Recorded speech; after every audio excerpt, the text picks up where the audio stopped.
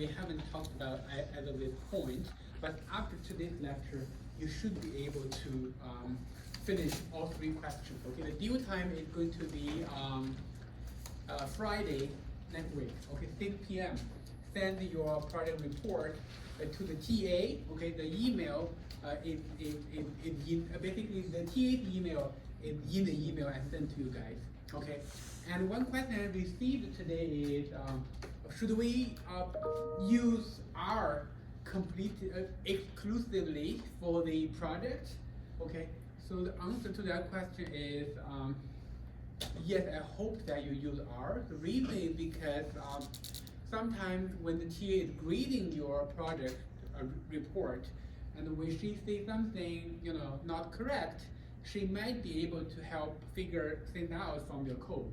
Okay, and if you do it using something like Python or like Excel, if something is wrong, then if she doesn't know Python, then it's gonna be not very useful. Okay, for your learning purposes, and that's basically it. So, oh, you have a question? Yeah, for the coding, if we send like the coding on submission, do you want like a PDF? Well, you can either, because I'm asking for email submissions, right? Yeah. You can either attach your code, or you can basically copy and paste it to a Word document or PDF. They're all fine. Okay, whichever version is fine. Any other questions? Professor, could you write this in the announcement so we can make sure that the exact email we are going to submit it to? Announce the email? No, could you write what you said, the day we need to submit it and the exact email we need to submit in the announcement, so we can double check if we are submitting in the right email? I mean, could you write what you just said in the announcement? So the information is all in the email I sent to you, no? Really? I didn't receive. Let me double check. Let me double check. Yeah, you did. So all the information is already in the email. Okay. Okay, so let's start. Last week,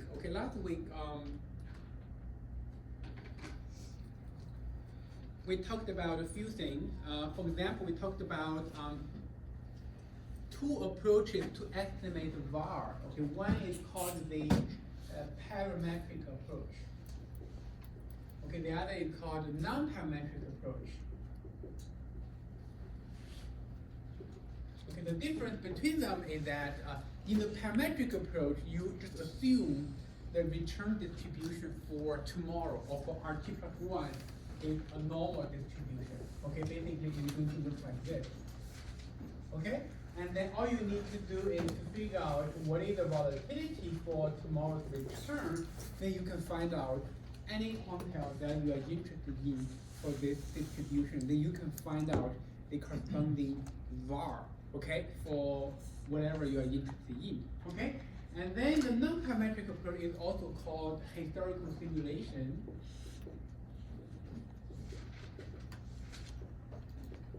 The underlying idea here is that, okay, it's non-parametric, so we are not going to assume any distribution for the future, for tomorrow's return. So therefore, we are going to inform the distribution, or we're going to infer the distribution of tomorrow's return based on past historical data. Basically, you can see that if you have a timeline, right? R1, R2, R249, 250, and then this is 251. Okay, let's say you are trying to estimate the VAR for this return on day 251. And then you are going to choose a window based on the historical data, and then you make a histogram using this sample of data, 1 year of data, okay? And then you find out the corresponding quantile from this histogram and put a negative sign in front of it. You will get the historical simulation version of the VAR. And exactly because in this version of the VAR, we are not making the assumption of normal distribution, so therefore, this historical simulation version of the VAR has the potential to capture tail risk that is present in the market. Okay, tail risk is not always present in the market. For example, in the past 15 years, okay, we don't see a lot of tail risk in the market. Okay, the only episode that probably had tail risk is the COVID pandemic period. Okay, but in the 10-year period from 2001 to 2010, there are 2 episodes that more likely have tail risk. So basically, whenever there is tail risk in the market, and the historical simulation version of the VAR is able, has the potential to pick that up. Okay, during the common, like very calm time, like from 2003 to 2007, when the market is very calm, very little amount of volatility, then there's no tail risk to begin with, then the 2 versions will probably have very, very little difference. Okay, so I also talked about when you are using historical simulation, you need to choose, an appropriate window, okay, to kind of make the histogram, and that window shouldn't be too long, shouldn't be too short. Okay, if it's too long, it can have too much of the stale information from the very distant past. Okay, and if it's too short, then the data sample won't be sufficient to make the histogram. Okay, so therefore you have to choose a middle ground. Whether that middle ground is 250 or 300 or 200 is more of a personal choice. Okay, it's more of a personal choice. So there's no ideal number of days for doing the historical simulation. And in this lecture, for illustrative purpose, I mostly use 250 because that corresponds to exactly 1 year of data. Okay, so it doesn't mean that you guys have to use 250. You can use another sample size in your application. Okay, so and then we briefly talked about the expected shortfall. Okay, we know that expected shortfall is different from VAR in the sense that VAR is only concerned about the corresponding cutoff for a particular return distribution, but expected shortfall is concerned with the severity of the losses.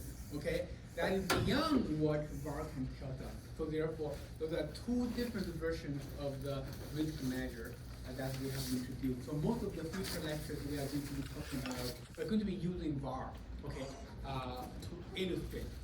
And then we also talked briefly about a very important concept in financial time series, that is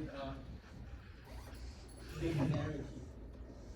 Okay, we know a time series, for any time series out there, okay, whether it's a financial time series or another time series, you can always define or find out the stationarity feature or property of this time series. So the time series is either stationary or it's going to be non-stationary. So this is kind of a binary indicator of a particular time series. Okay, so how to formally define what is a stationary time series? So it's formally defined as if a time series has a well-defined mean variance and autocorrelation, and then that time series is going to be called a stationary time series. Otherwise, it's going to be non-stationary.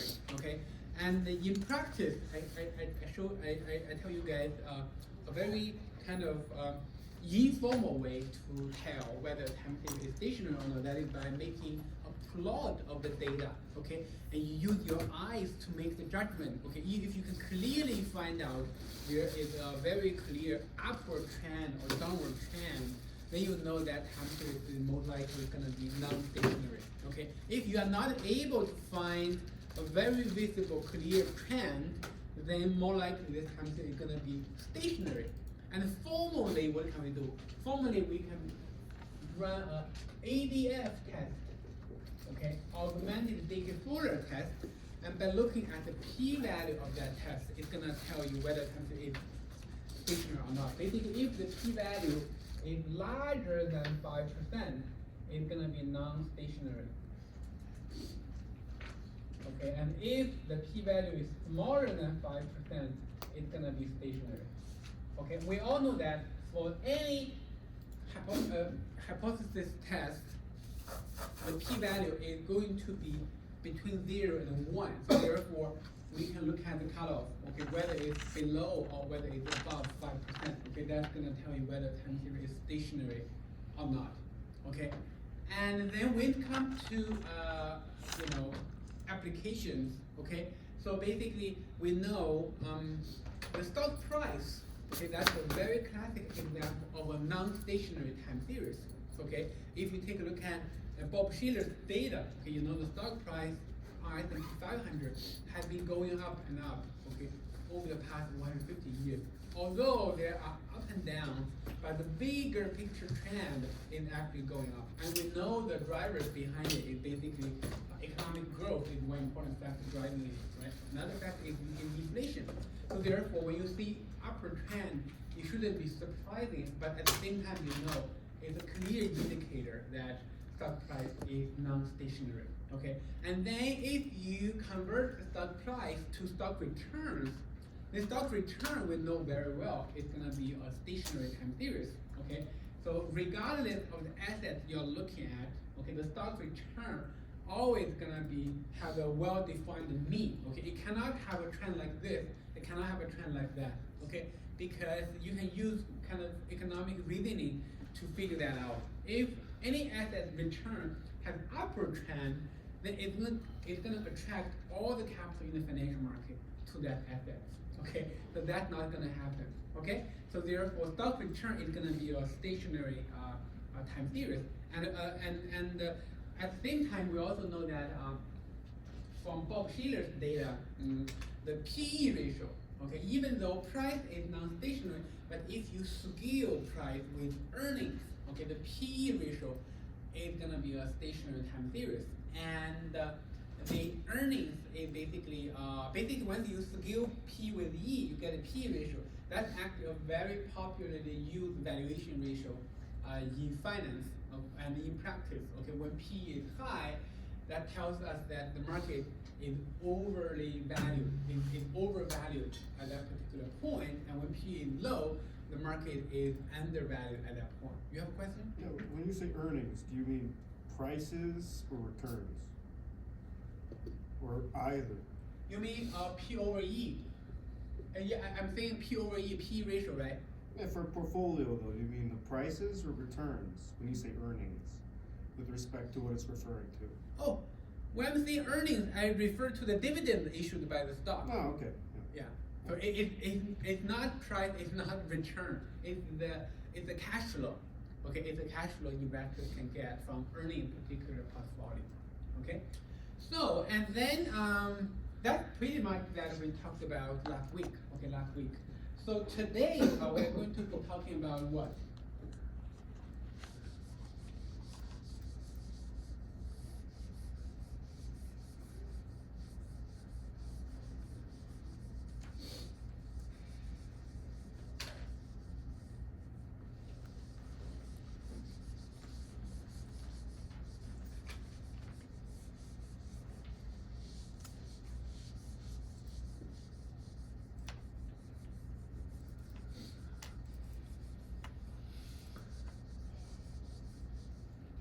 Oh, by the way, so today is February the 17th. February the 17th. Right now we are, on track. Okay, we are on track. So basically,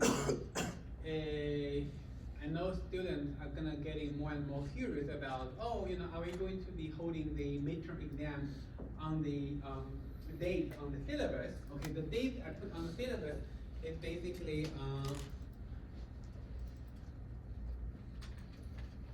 me see here, where's the calendar? Oh, this is the calendar. Okay. So the date we put on the syllabus is the 9th. Okay, is the 9th of March. Okay, is the 9th of March. So basically right now we are on track, okay, to do it. So basically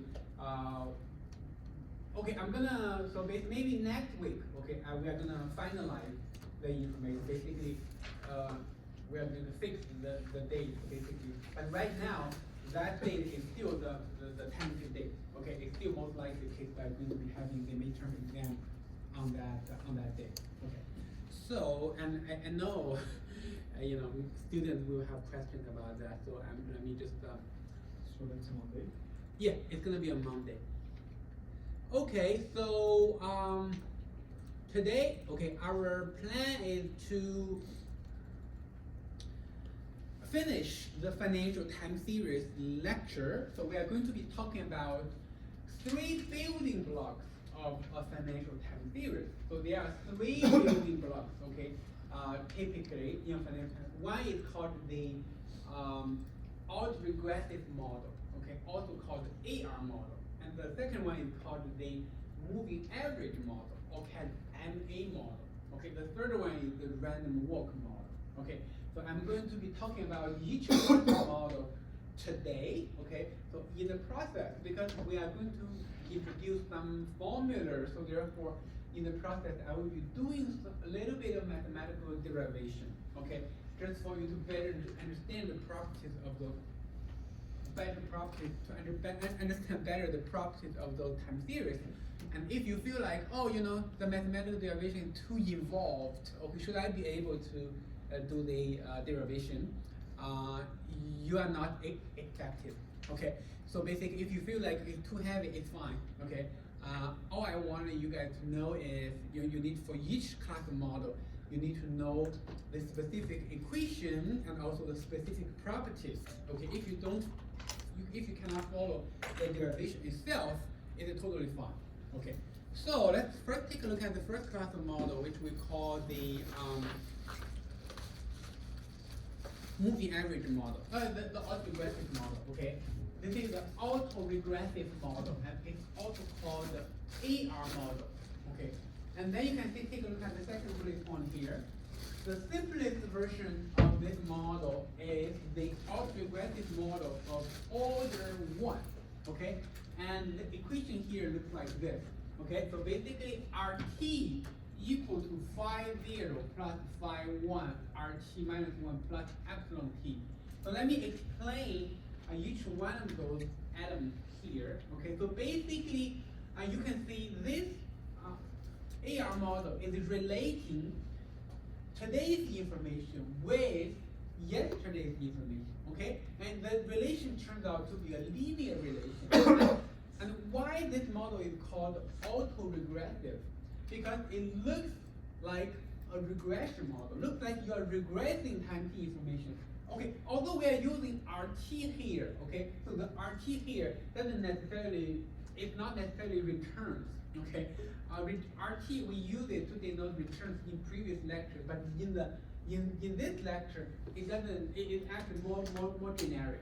Okay, this is basically a symbol for any time series. Okay, it could be anything. So therefore, you don't have to equate this R with return. You can just think of this as any financial time or any time series. Okay, so basically, the AR model, why it's called autoregressive? Because it looks like you are regressing yourself, your t information or your t minus 1 information. Okay, so therefore we call this autoregressive. Okay, you can relate this to the auto correlation we talked about 2 weeks ago. Okay, auto, okay, in the context of financial time series, is basically talking about the relation between the observations on particular timeline. Okay, here we are relating time t with time t minus 1, so therefore this is called autoregressive model. And then first of all, before I delve into this, so you can see that for any autoregressive model, there is an order here. Okay, there is an order here. Let me explain how that order is defined and how can you figure out the order of a time series model. Okay, so you can see the model looks like this: RT equal to phi 0 plus phi 1, RT minus 1 plus epsilon t. Okay, so the way we figure out the order here is to look at the distance, okay, of the observation on the timeline. Okay, let's take a look at on the left-hand side. What is the timing of the variable? It's actually t, right? And on the left-hand side, on the right-hand side, what is the timing of the variable? It's t minus 1. Okay? So the distance between the two pieces of information here is 1 period, and that is why this is called autoregressive model of order 1. What I wanted to point out or emphasize is that when you are looking at the variables on the right-hand side, you need to look for the oldest information. Okay, oldest information, because sometimes, okay, an autoregressive model it could be more complicated because this is the simplest model, simplest autoregressive model. And when you have more complicated autoregressive model, you need to look for the oldest information. For example, let me write down another model. Okay, for example, this one, RT equal to phi 0 plus phi 1, RT minus 1 plus phi 2, RT minus 2 plus epsilon T. Okay, so in this case, it's going to be called an AR2 model, or autoregressive model of order 2, because, okay, the information on the right-hand side is time t, but the oldest information on the right-hand side is actually t minus 2. And the distance between the two observations is 2 periods. Okay, the time distance is 2 periods. That's why we call this autoregressive model of order 2. And similarly, okay, if you get rid of this, middle term, okay, you have phi 0 plus phi 2, RT minus 2 plus epsilon T. This is also AR2. Okay, this is also AR2. So basically, whether that is the AR1 or whether that's the AR2 is all determined by the timing distance of the variables on the left-hand side and the right-hand side. It's not determined by how many terms you have on the right-hand side. Okay, so the most commonly made mistake is I just check how many terms we have. If there's only one term, it's called AR1. If there are 2 terms, it's called AR2. That's not how things work. Okay? You have a question? Yeah, if I want to find out from my returns in my portfolio, how am I going to determine the most accurate theta coefficient? And also for a shock, if I want to prescribe a shock value, and I see from 3 sources, let's say one's Morningstar, the other one is Bloomberg, it doesn't matter. How am I getting the most exact figures for these? Basically, findings? how do you get the coefficient of your time series, right? Yeah. So, okay. So basically, in the time series context, okay. So it's really about whether your time series is linear or not, okay. And if it's linear, so more likely you can use a regression approach to figure out the coefficient. And if it's nonlinear, you will have to resort to a nonlinear approach, most likely the maximum likelihood estimation method. Okay, so that is something that we are not going to cover in today's lecture, but next week's lecture, when we are going to be talking about the GART model, okay, it's a very popularly used nonlinear model for volatility. And in that lecture, I will show you guys how to estimate the parameter for the GART model, okay, in very detailed way. But for today's lecture, okay, we just learn the model. We don't want to delve deeper. We don't want to learn how to estimate the parameters, okay? Okay, let's just keep the context simple. Okay, so this is basically, you have questions? Sorry, I just missed, when you remove the phi times r t minus 1, you are saying it is with the same result? Yeah, so when you are asking, well, is this AR1 or AR2? This is still AR2. Okay. Even though there is only one term on the right-hand side. Okay? So, and then we are going to focus our attention on deriving some properties of this AR1 model, basically this model. Okay? We want to learn, okay, what is the mean, what is the variance, what is the autocorrelation? Okay? And before we do that, I wanted to show you guys, I wanted to tell you in advance that the autoregressive model is a stationary model. And by the definition, this model must have a well-defined mean, well-defined variance, and also well-defined autocorrelation. Okay? So I'm going to derive it.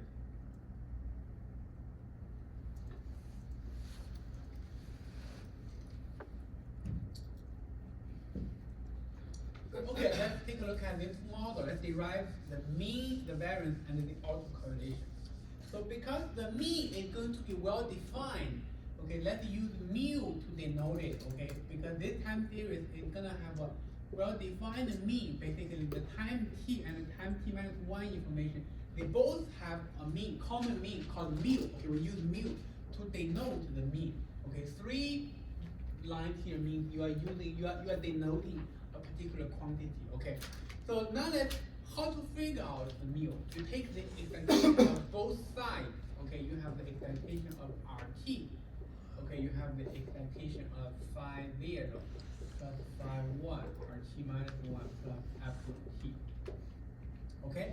And now it's the time to use your knowledge about mathematical expectations, okay? So you know when you are taking the expectation of the sum, it's basically the sum of the individual expectations. So basically, this is going to be equal to phi 0 plus phi 1 expectation of rt minus 1, right? And plus expectation of epsilon t. And this epsilon is basically what we call a shock, okay?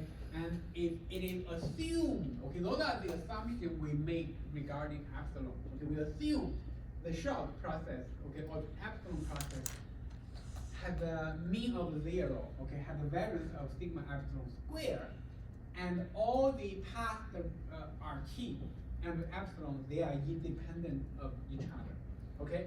So therefore, we are going to use those properties to derive the mean variance and autocorrelation. For example, okay, when we are here, okay, you can replace this with mu, okay? You can replace, this is going to be phi 1, and this is also going to be mu, okay? And because the expectation of the epsilon is 0, so therefore you have 1 minus phi 1 mu equal to phi 0. Therefore, mu is going to be equal to phi 0, 1 minus phi 1. Okay, so this is the derived. Okay, go to the next slide.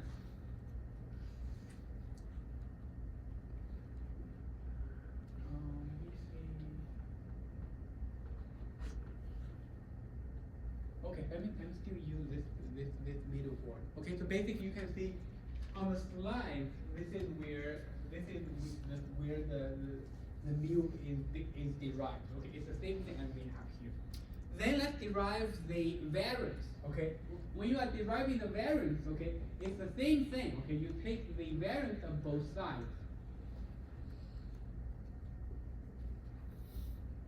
RT equal to the variance of phi 0 plus phi 1 RT minus 1 plus epsilon t. Okay, and the first thing you notice is that when you are deriving variance, and whenever there is a constant there, the constant doesn't matter for the variance. Okay, so therefore you can quickly get rid of the phi 0. Okay, because the phi 0 is a constant. So then you are left with two terms. Okay, so the variance of the sum is going to be equal to the variance of the individual terms. Phi 1 RT minus 1, okay, plus phi, the variance of epsilon t. And importantly, there is going to be a covariance term, okay, two covariance of phi 1 RT minus 1 and epsilon t, okay? And if we are using sigma square to denote the variance of RT, okay, and then we have sigma square equal to phi 1 square, okay, and this is going to be sigma square plus this is sigma epsilon square, okay? And because RT minus 1 and epsilon t, they are independent of each other from the assumption there, okay? So therefore, the covariance here is going to be 0. Then you move this term to this side. You have 1 minus phi 1 square, sigma square equal to sigma epsilon square. So therefore, sigma square equal to sigma epsilon square 1 minus phi 1 square. Okay, so that is the derived variance for this particular. On the left-hand side, you formula equal mu equal phi 0 plus phi 1. What comes after? You mean here? Yeah. Last. How do we get here? No. Like what comes after phi 1 in the formula? How do we get from here to It's here, mu. right? Oh, it's mu It's here. mu. Oh, it's mu again? Yeah, it's mu. Oh, mu, this is mu. This mu, is this mu on phi 1 is asking for that one. Thank you. This one. Let me see. Mu is equals to phi 0 plus phi 1 mu. There? No, this one. This one. Yeah. Let me see. This is mu. 1 minus phi 1 mu. Mu is equals to phi 0 plus phi 1 mu. Just your third step. Here, right? Exactly. Yeah. Phi 0 plus phi 1 mu. Yes. Yes. Oh, That's yeah, what's this happening. is mu. Okay, thank you. This is mu. okay, and when you move this You move it around, to- you have 1 minus phi 1 mu, Yeah. okay, and then you have mu equal to this. And importantly, so now you see the derivation, okay, you see the derivation. And importantly, we know that for the AR1 model, the mean and the variance and the autocorrelation, they have to be well defined. So now you take a look at the formula for mu and the formula for variance to see under which conditions they can be well defined. Okay, so for example, in this case, okay, we know that for the mu to be well defined, the phi 1 cannot be equal to 1. Okay, because if it equals to 1, then the mu is going to be positive to infinity if it's not well defined. And similarly, and this is variance, it must be larger than 0.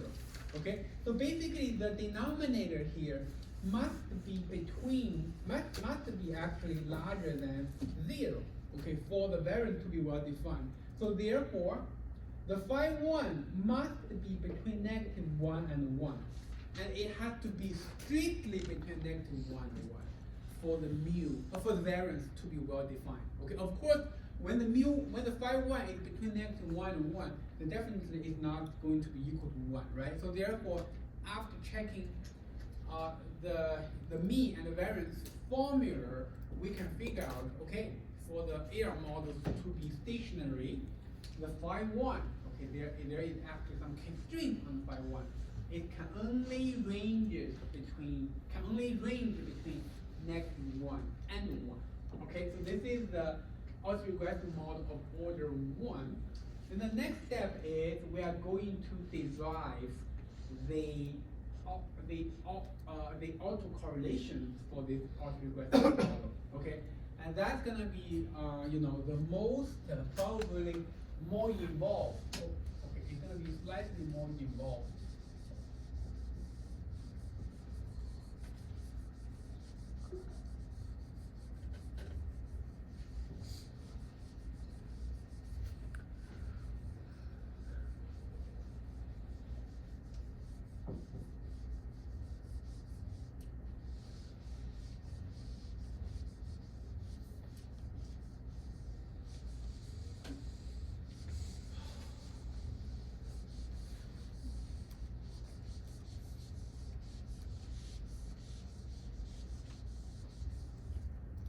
So, okay, the model itself still looks like this, plus phi 1 RT minus 1 plus epsilon t.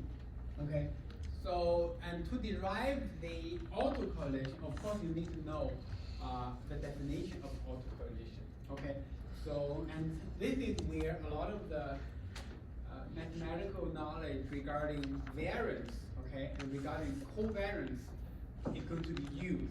Okay, so therefore, if your background in that aspect of the stats, okay, is weak, so you will find a little bit hard to keep track of what's going on.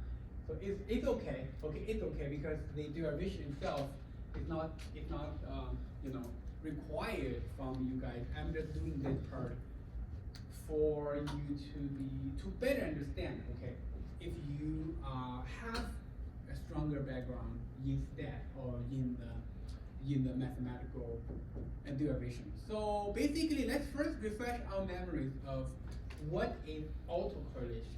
Okay, so autocorrelation at lag 1. Okay, that's gonna be equal to the correlation between RT and RT minus 1. Okay, and this is something we talked about 2 weeks ago. What is called autocorrelation at lag 1? It's basically the correlation between time t and time t minus 1 information. Okay, and then how do you further express this? Okay, so basically this is going to be equal to the covariance between RT and RT minus 1 divided by the sigma, the volume, basically the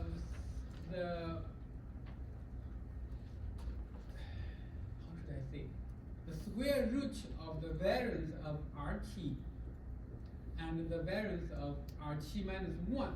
Okay, because they both have a variance of sigma square, so therefore the denominator here is basically sigma square. Okay, basically sigma square. Okay, then to derive the autocorrelation at lag 1, all you need to do is to get the covariance, okay, to figure out what is the covariance. And then to do that, okay, let me first refresh your memories about two things. So how is covariance defined? Okay, first of all, we know that the covariance, okay, between two variables x and y is mathematically defined as the expectation of the product between x and y minus the product of the expectation. Okay, so basically the expectation of x times the expectation of y. Okay, this is the mathematical definition of covariance.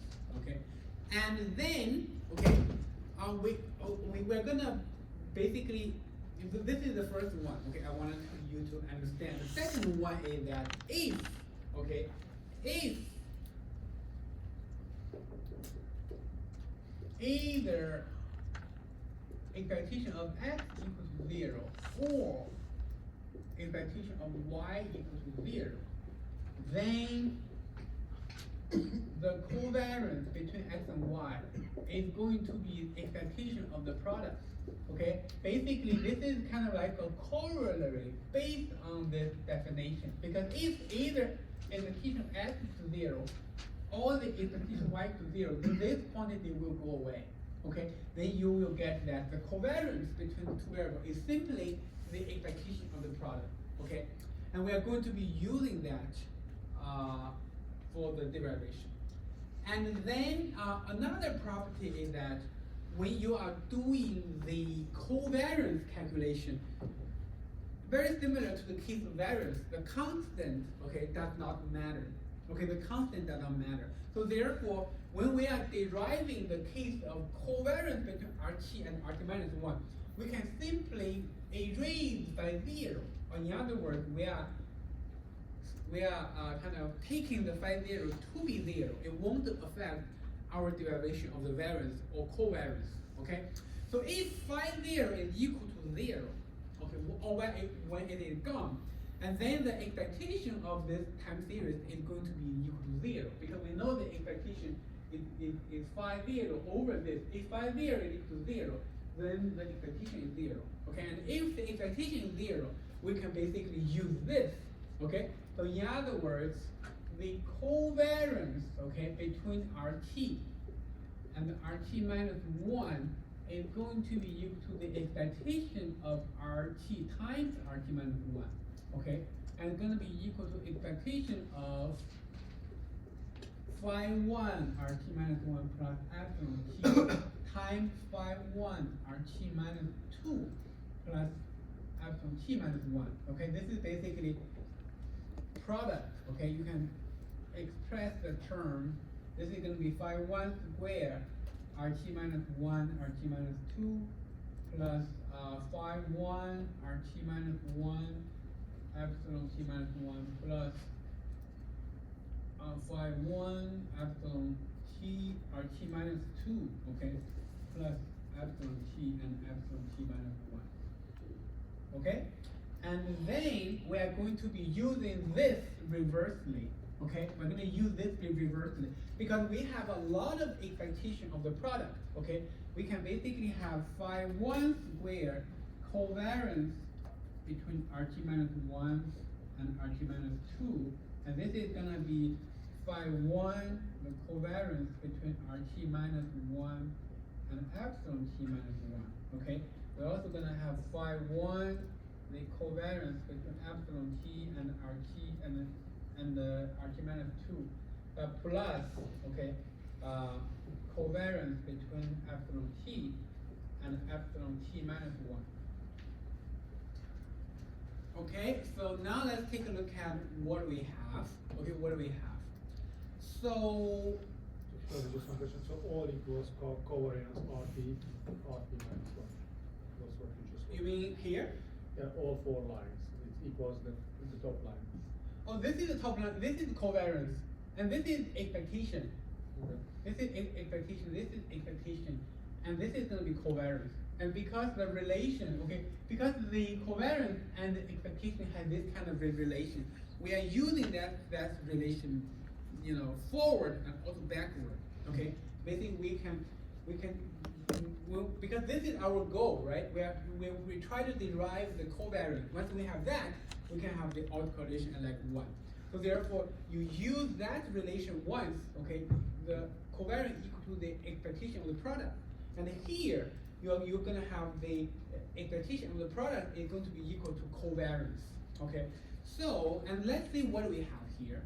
So we know that all the epsilon, okay, they are going to be, okay, let me see what we have here.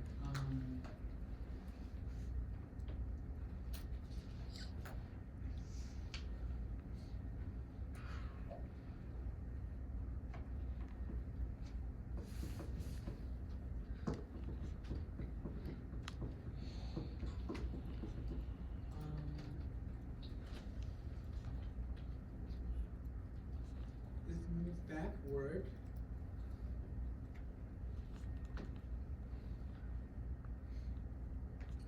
Okay, because all the epsilons, okay, all the epsilons, they are independent of each other.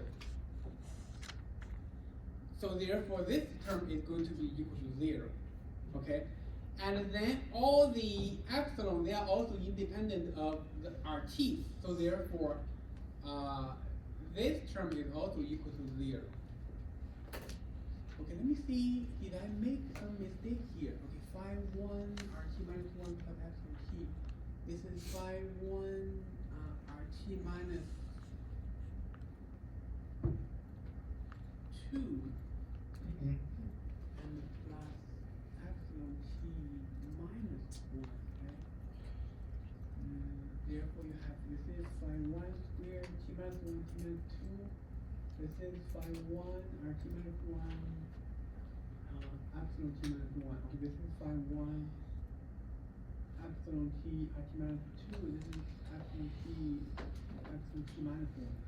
And this is 0, this is 0, and also this is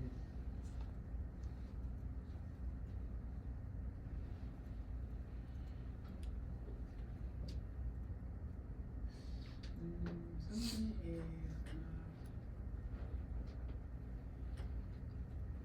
okay, let me try to do it another way.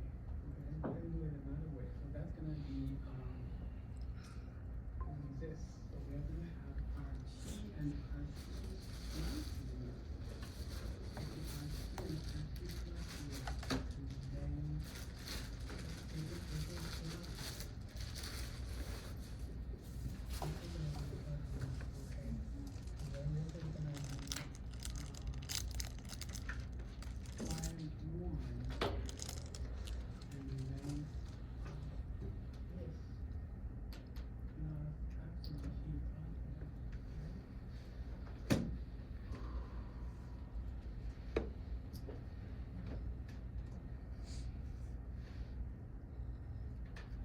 and then in this case, we're gonna have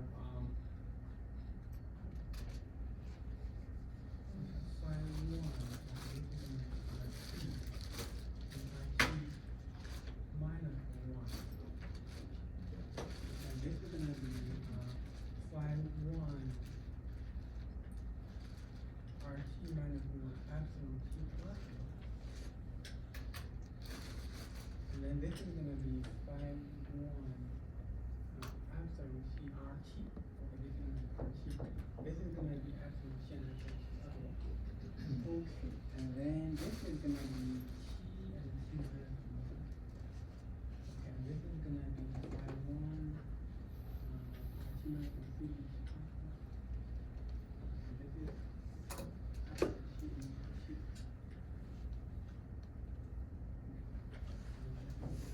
t and RT. Okay, let me make sure that I have done it right. Okay, so basically what I'm doing here is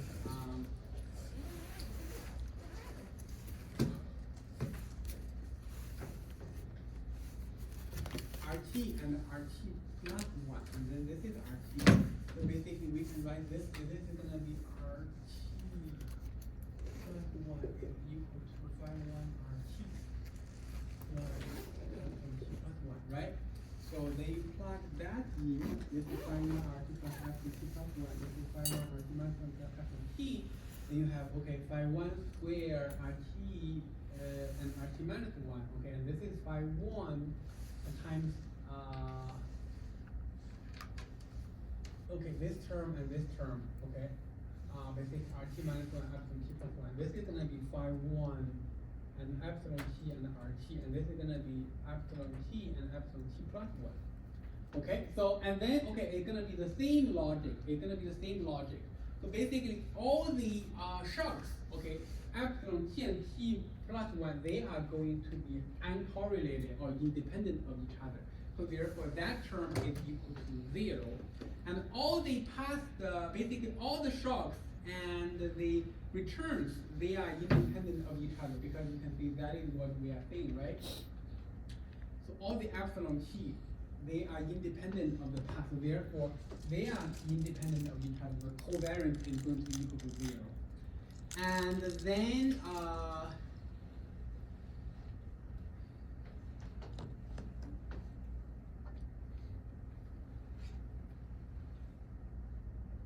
I see, how should I derive it? We should do it this way. This is the excitation of RT, and this is phi 1 RT.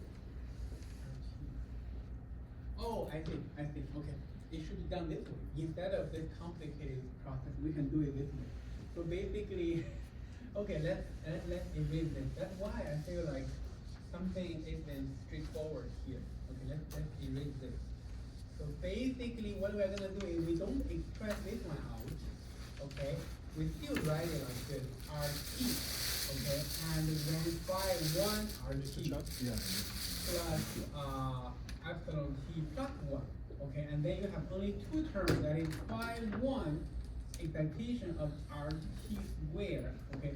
And plus the excitation of RT and epsilon T plus 1. Okay, and this term is equal to 0 because they are not related to each other. And this actually is equal to what? The excitation of the return square is actually equal to sigma squared, because this is going to be equal to the variance of RT, right? The variance of RT is exactly phi 1 sigma squared. So therefore, the covariance that we just derived is equal to phi 1 sigma squared. So therefore, this is going to be equal to phi 1 sigma squared over sigma squared. This is going to be equal to phi 1. Okay, change the T minus 1 to T plus 1? Okay, so the autocorrelation, it can also be basically whether that this is T plus 1 and T minus 1 is going to be the same, because as long as it is the correlation between two variables, you know, with a distance of equal to 1, then it's going to be the same thing. Okay, so basically we spent some time, and you know, there was a little bit of detour here, but we were able to get the autocorrelation at level 1 is actually equal to phi 1. Okay, equal to phi 1. So if you do the derivation again for autocorrelation at leg 2 and leg 3, you will realize that you will end up getting a formula that is, okay, you will get a formula that is this. Okay, so basically the autocorrelation at leg K is going to be equal to phi 1 raised to the power of K. Okay, raised to the power of K. This is basically the formula of the autocorrelation for the AR1 model. Okay, so now if I give you a model, you should be able to make the corresponding autocorrelation plot. So let's say I give you an autoregressive model like this. So RT, okay, equal to 0.9 RT minus 1 plus epsilon T. So basically in this case, phi 1 is equal to 0.9. Okay, if I'm asking you to make an autocorrelation function plot, you should be able to do it. Okay, so how do you do it? Based on this formula, right? So this is gonna be the x-axis, okay, and this is the y-axis, and you label this as the autocorrelation, and this is the lag, okay? And because phi 1 is to 0.9, at leg 1, okay, and the corresponding autocorrelation is going to be equal to exactly 0.9. Okay, let's say this is 1, and then 0.9 is basically here. Okay, and then at leg 2, the autocorrelation will be here. Okay, and at leg 3, the autocorrelation will be here. Okay, this is going to be basically 0.9 squared. 0.9 squared is basically 81. Okay, 0.9 squared is equal to 0.81. And at leg 3, that's going to be 0.9 raised to the power of 3. That's going to be 729. Okay, that's going to be somewhere here. And at leg 4, it's going to be 0.9 raised to the power of 4. You can figure out how high that number is. And then that's going to be here. Okay, and then you connect the dots. Okay, you connect the dots. This is basically the autocorrelation function for this particular AR1 model. Okay, for this particular AR1 model. So why do I spend some time deriving the autocorrelation function for the AR1 model? And also why do I show you guys how to make such a plot? Because it is a defining feature of the basically the autoregressive model of order 1. Okay, because we are only able to derive the equation for the AR1 model. If this becomes a more complicated autoregressive model, like AR2 model, AR3 model, then unfortunately, no matter how good you are at math, there is no formula for it.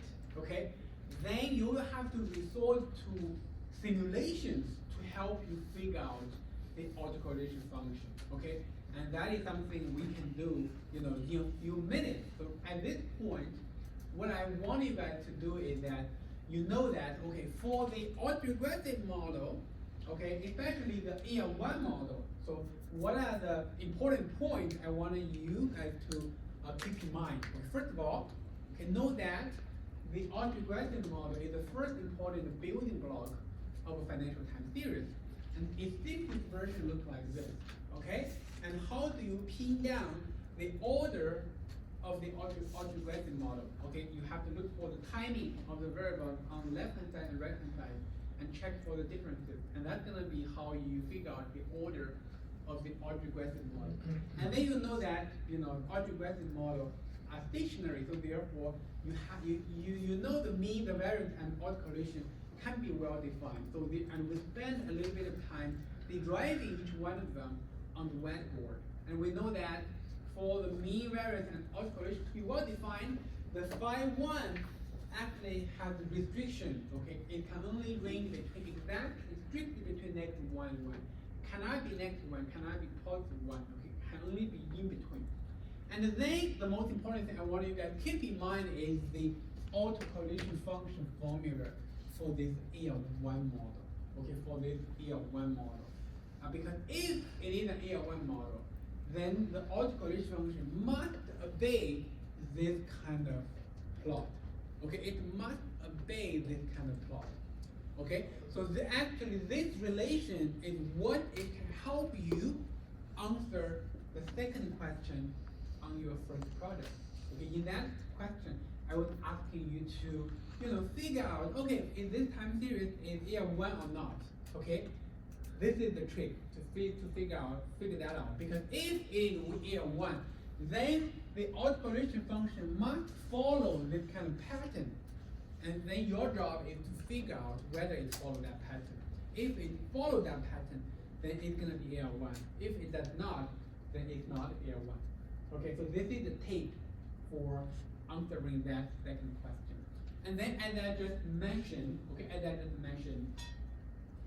when the autoregressive model is getting more complicated, okay, we are only talking about or deriving the simplest case of AR1 model. If the model is getting slightly more involved, then if you want to know the mean, the variance, the autocorrelations, then you cannot rely on mathematical derivation to figure that out. Okay, you will have to resort to or rely on simulation. Okay, nowadays we have access to a lot of computer packages, computer software.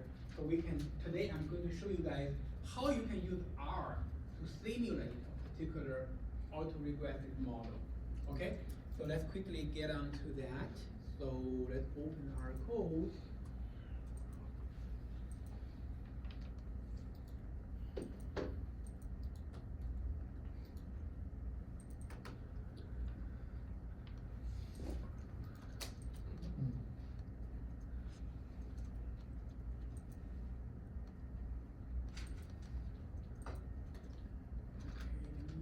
Fix the directory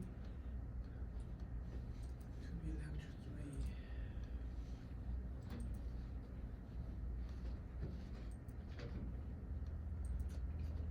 3.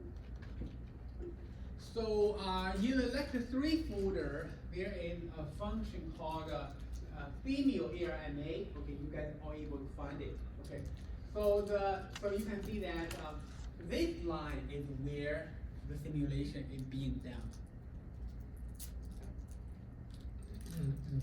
Okay, this is line, the highlighted line here. So the particular function we are using to do the simulation is called arma.theme. Okay, arma.theme. So by the end of today, you will know what is ARMA. Okay, so basically you can think the ARMA is basically a mixture of the 3 building blocks. You can think it has AR there, okay, it has MA there. The I in the middle there indicates random walk. So basically, this is a cluster model that features a mixture of the 3 building blocks. So right now, we have only covered auto-regressive model, but we can use this more general cluster model to do the simulation. Okay, and in the model, if you're only simulating an AR1 model with phi 1 equal to 0.9, and we just read right there, then this is how you specify the model. Okay, model equal to list. Okay, always put that in the command. And then within the model, you specify AR equal to C0.9. Okay, the C0.9 is basically specifying the phi 1 coefficient. And why do we have C there? Okay, C in R, okay, has a, it basically concatenate. Okay, concatenate. Basically, if you wanted to connect 2 numbers into a vector, you can just use C. Okay, for example, let me show you. If you do something like, okay, C 0.9, 0.5, okay, what you will get is a 2-element vector, okay? The 2 elements are respectively 0.9 and 0.5, okay? And that's exactly why we have a C 0.9 there. C 0.9 meaning, okay, this is gonna be a AR1 model with phi 1 to 0.9, and A equal to 500K. This is the number of simulations you wanted to simulate, okay? Because this is simulation, as long as your computer memory is big enough, you can simulate for as long as, or as many as observations, okay? SD equal to 0.1, here is the sigma epsilon, or in other words, the standard deviation of the short process, okay? And basically, with all the information ready, this command is able to help you do the simulation, okay? And then once you are done with the simulation, you can check the autocorrelation function plot. Okay, let's quickly do it, and then let's check the autocorrelation function plot. So, and then you can see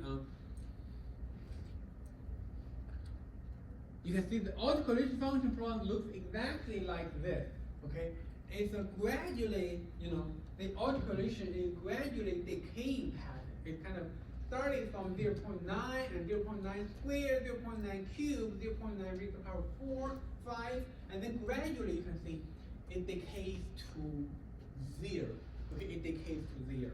So this is a very defining pattern for the autoregressive model.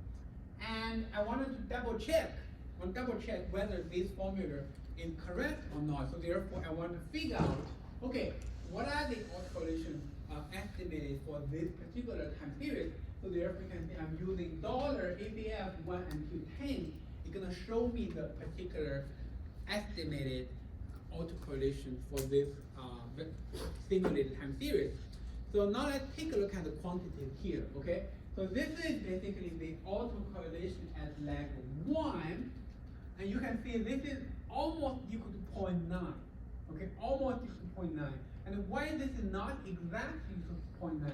Because the number here are estimated based on the simulated data. Okay, so therefore there is gonna be some estimation error, okay? But once the sample is large enough, this quantity is gonna be very, very close to 9. And similarly, you can see the autocorrelation and lag 2 is getting very close to 0.81. Okay, that's exactly 0.9 squared. Okay, and this is exactly getting close to 0.9 cube. Okay, 0.9 cube is supposed to be 0.727. Okay, so this is getting very close. And then this is very close to 0.9 raised to the power of 4. Okay, so I hope you guys understand what I'm doing here. Okay, basically we can use simulations to figure out autocorrelation as well. So as long as your computer can help you do the simulation, and based on the simulated data, we can estimate the autocorrelation. So basically, now if you have an autocorrelation of lag 2 or lag 3, basically the more complicated autoregressive model, you can just put the numbers in here, okay? It's gonna help you do the estimation. You don't have to do derivations anymore, okay? Let me show you one example, okay? So if we put, if we change this to be C 0.9 and let's say this is gonna be 0.5 and this is 0.3, okay? This is also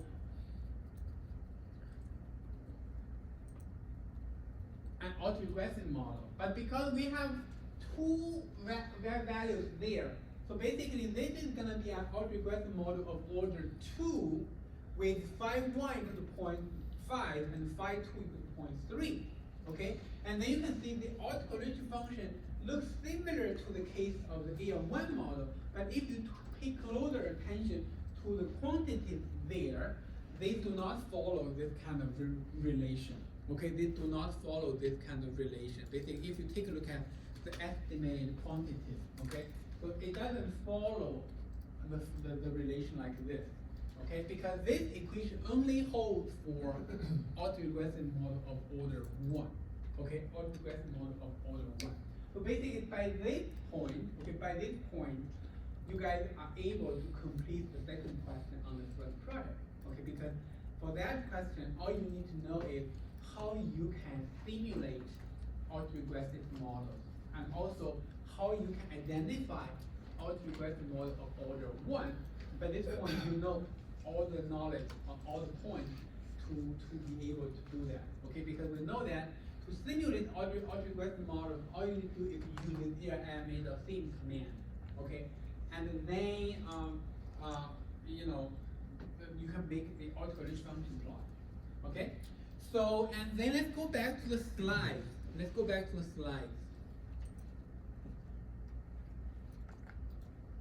So the figure 3.2 here is a very interesting pattern. Okay, very interesting pattern. So basically, let's forget about the blue line for now. Okay, because the blue line is actually not an autoregressive model. Because we know that for the autoregressive model of order 1, phi 1 has to be strictly between -1 and 1. So the blue line here is actually the case when phi 1 is equal to 1. Okay, therefore that's not an autoregressive model. But the right line, the green line, and also the purple, this is the blue line or purple, the blue line, right? This is the purple line. That is blue, and this is purple. So the three other lines, they are the autocorrelation function for the AR1 model, but with different phi 1. Okay, you can see this is for phi 1 to 0.9, and this is for phi 1 to 0.5, this is for phi 1 equal to 0.1. You quickly figure out, what phi 1 is doing here, or what is the relation between phi 1 and the pattern of the autocorrelation function. Okay, so basically for all the autoregressive models, specifically the AR1 model here, we know the autocorrelation function plot. They show that the autocorrelation function will gradually decay or drop to 0. Okay, gradually drop to 0. And how fast it drops to 0 is up to the magnitude of phi 1. So the larger the phi 1 is, the slower this function will drop to 0. You can see for the right line, okay, up to 100 lag is still, very far away from 0. But if you extend the timeline, this red line will finally drop to zero, okay? But you can see the green line and the purple line, they quickly drop to zero, okay? So this is basically a very interesting pattern for the autoregressive models. And the students typically gonna ask the question when I'm talking about the autoregressive model that is, okay, you're talking about financial time series, and you are telling me an autoregressive model. Can you give me some examples of autoregressive models? Okay, so basically, in a financial time series, okay, so the PE ratio is a very classic example of an autoregressive model. Okay, and also the volatility is also basically the volatility time series is another example that is an autoregressive model. But it's not necessarily autoregressive model of order 1, okay? It could be order 2, order 3. So we don't want to, learn stuff to identify the number of orders in this case. But if you ask me the real life example of time series that are potentially autoregressive models, okay, one example is the P ratio, which you guys are already familiar with that by now. Another is basically the volatility time series, okay? So this is basically the autoregressive model. Any questions? Oh, go ahead. What if you're not looking at it as straight and linear, where T days, but you're also factoring in some correlation about seasonality, maybe quarters, cyclical demand? You mean if there are Historical. seasonality? Right, like how would you organize your model if there's cyclical demand within a calendar year, as opposed to just, oh, this was 5 days ago, 6 days ago, and that's the decay. Okay, so this is another issue. So basically, seasonality is actually another issue of the time series. But the variables that we just talked about, for example, volatility, right? There's no seasonality. Okay, volatility can be high in January, could be in February, or could be in October. We don't have a, there's no theory saying that, okay, the volatility can only be high in October. Actually, it can be high at any time. Okay, so the time series we just talked about, like returns, okay, like volatility, like a P ratio, there's no seasonality there. If you are talking about weather, like temperature, of course, seasonality is the first important thing, right? The temperature is always low in January, February, always high, in July and June. So in that case, you have to deal with seasonality. But for the financial time series, seasonality isn't that big of an issue, okay? But it's a good question. Any other questions before we move on? Okay, let me see. Let's finish the moving average model before we take a break, okay? So the second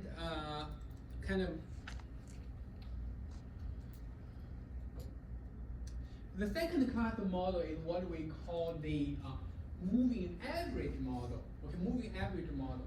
This class of model is slightly more abstract than the autoregressive model, okay?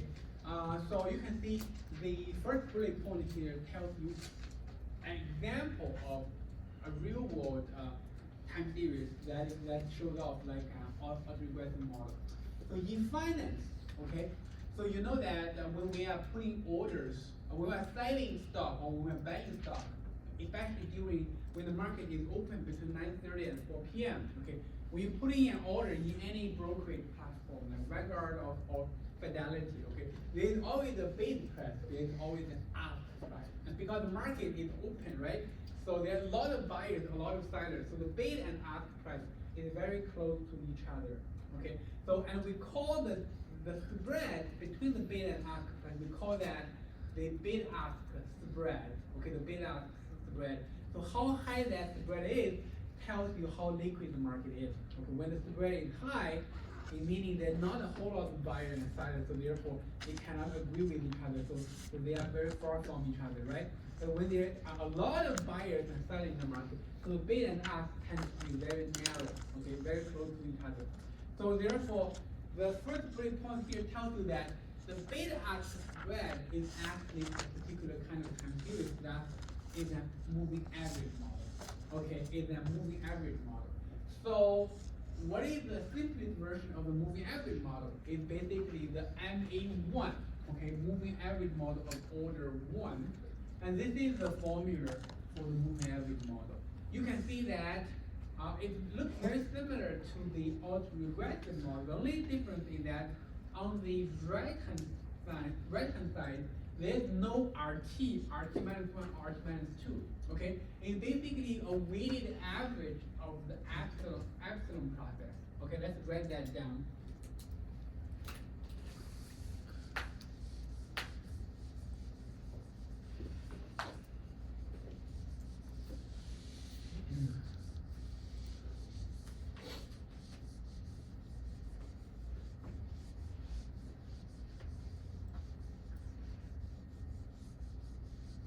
So it's after RT you get theta 0.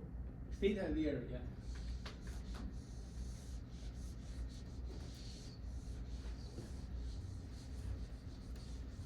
Okay, so it's gonna look like this.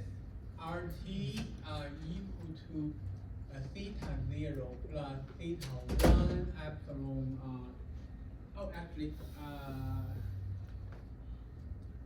epsilon t. Okay, this is epsilon t. And then this is theta 1 epsilon t minus 1. Okay? So why this is called the moving average? Where does the name come from? Because if you look at the right-hand side of this equation, it looks like RT is constructed or derived from taking a moving average of the shock process. Okay, what are the weights? Okay, this is 1. This is epsilon 1. Okay, if you take a weighted average of the two, basically the shock process of the past shock, you get the RT process. Okay, you get the RT process. Again, in this moving average model, we make the assumption that the epsilons they are independent of each other, and also the expectation of this epsilon is equal to 0, and the variance is equal to sigma epsilon squared. Okay, and very similar to the way we figure out the order for the AR1 model. So again, when you are checking the order for the moving average model, you look for the timing of the information on the left-hand side and right-hand side. Okay, on the left-hand side, okay, the timing is t. Okay, on the right-hand side, okay, pay attention. You are not looking for the oldest timing for RT. We are going to be looking for the oldest information for the shock. Okay, so right now you will see that this is epsilon t minus 1, and this is epsilon t, and this is relatively older in terms of timing. Okay, so therefore, the timing we are using to determine the order for this moving average model on the right hand side is going to be the t minus 1.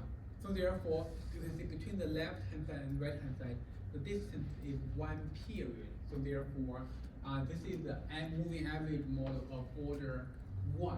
Okay, moving average model of order 1.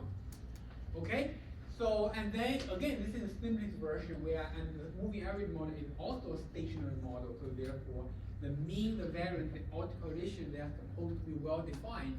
So let's quickly derive it. Okay, quickly derive it. And we're going to be using very similar tricks. Okay, very similar tricks. So basically, you're going to assume mu.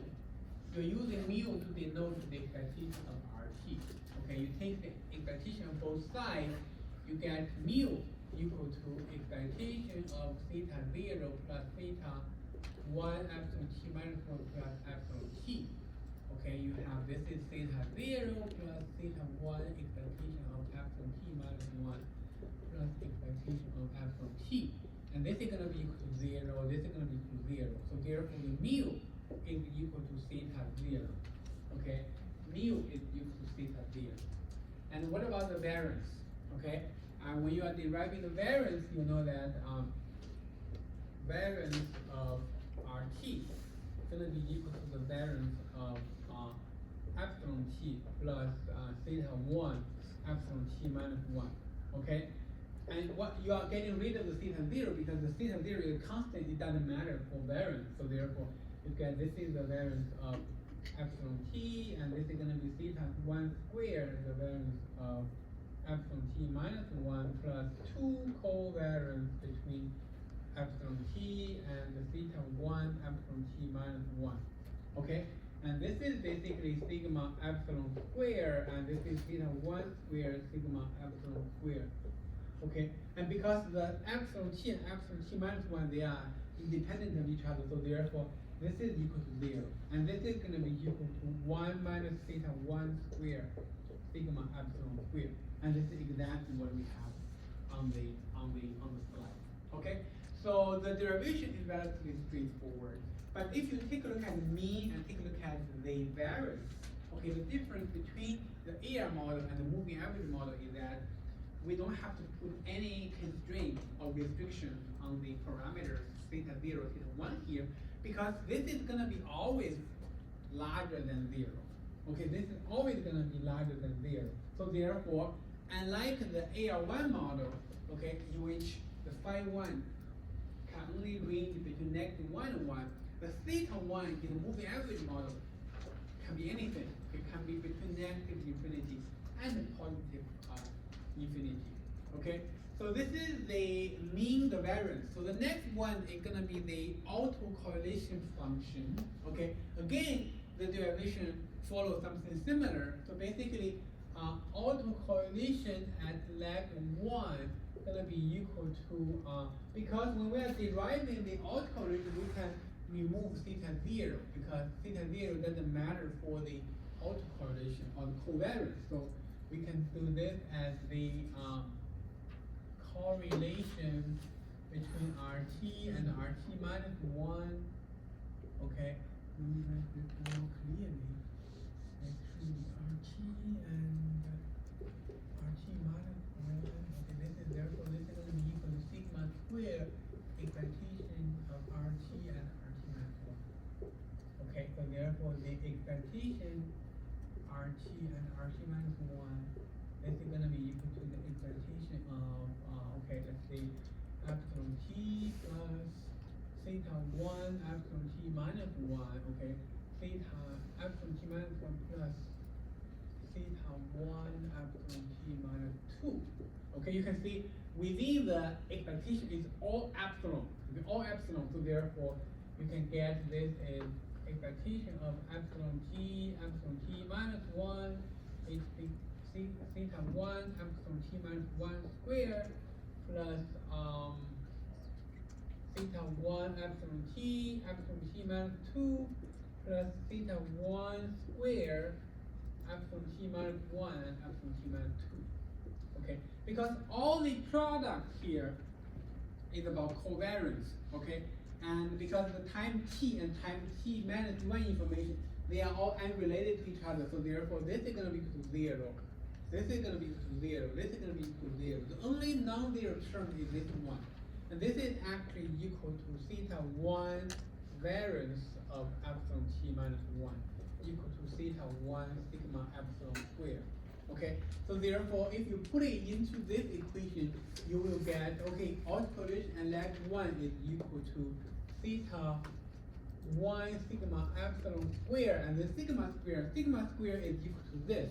Okay, so basically 1 plus theta 1 square sigma epsilon square. You can derive this. Okay, basically you can get this is theta 1 over 1 plus sigma 1 square, and this is exactly the autocorrelation at lag 1.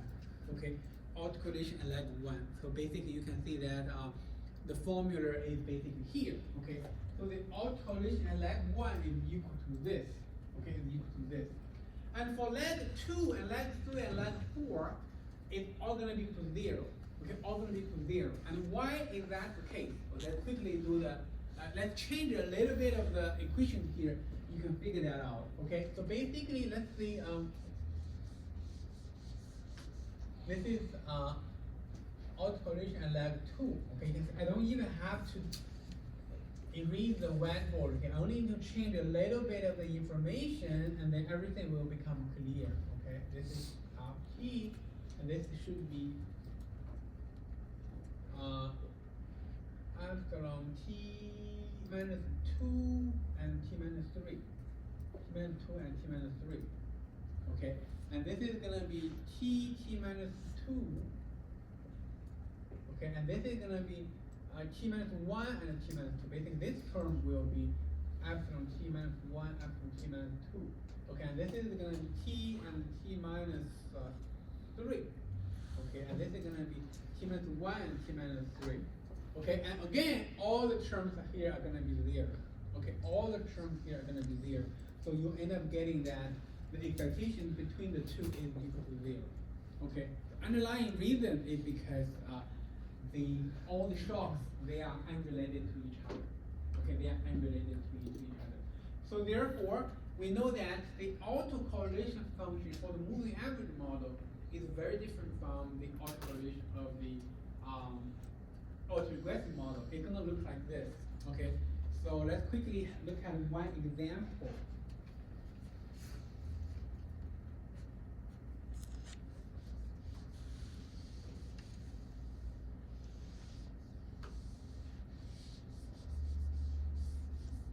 Quickly take a look at, let's see, we have a time series, okay, looks like this, which is which are t equal to 0.5 plus epsilon t plus 0.5 epsilon t minus 1. Okay, basically theta 0 equal to 0.5, theta 1 equal to 0.5. Okay, if I'm asking you to make the autocorrelation function plot for this kind of time series, how do you do it? Okay, again, this is x-axis and this is the y-axis and this is the autocorrelation function and this is the lag. Okay, and this is the 1, 2, 3, 4, 5. 1, 2, 3, 4, 5.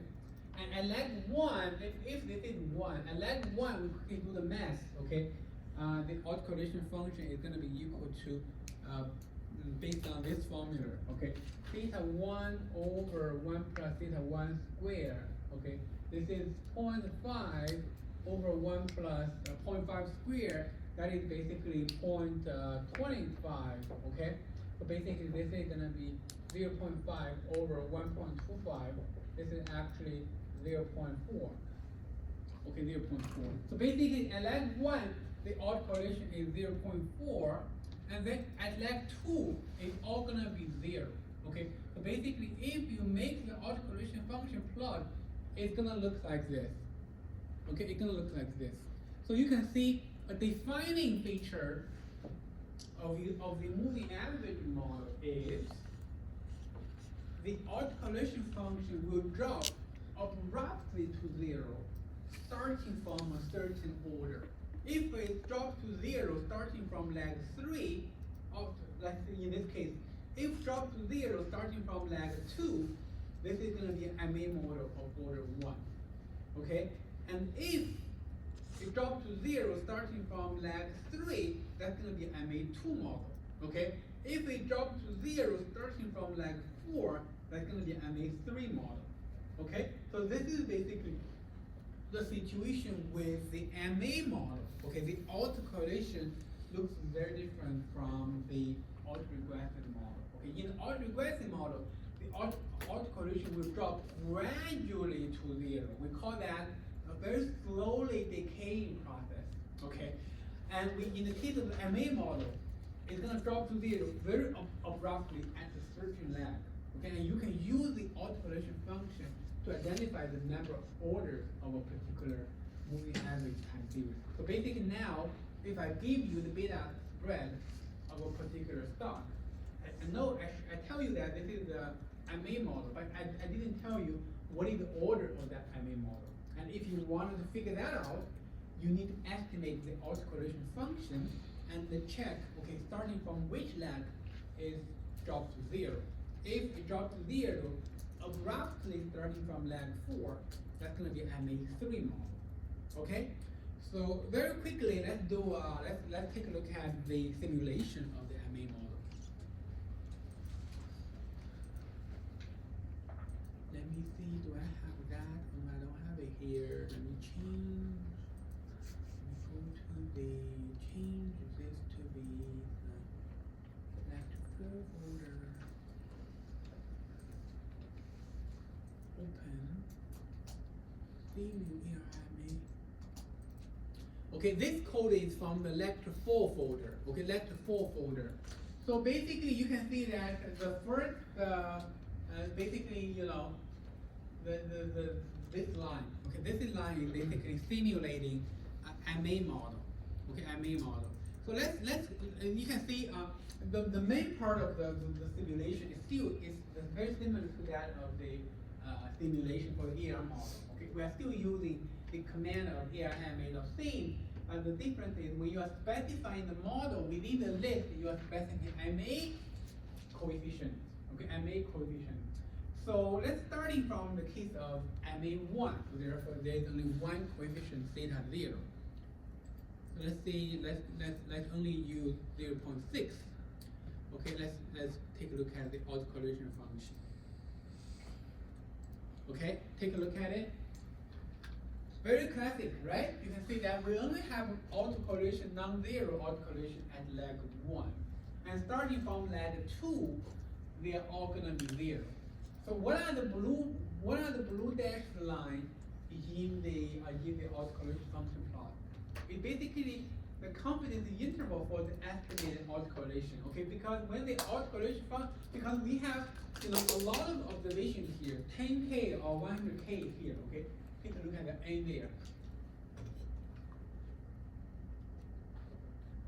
The N there is 100K. So therefore, the blue band here is very narrow, meaning the autocorrelation here function is very accurately estimated to be close to 0. That's why you only see a non-zero bar here. That tells you exactly this is the MA1 model. Okay, and for example, if you use that is 0.6 and then 0.8, 0.8 here, 0.8.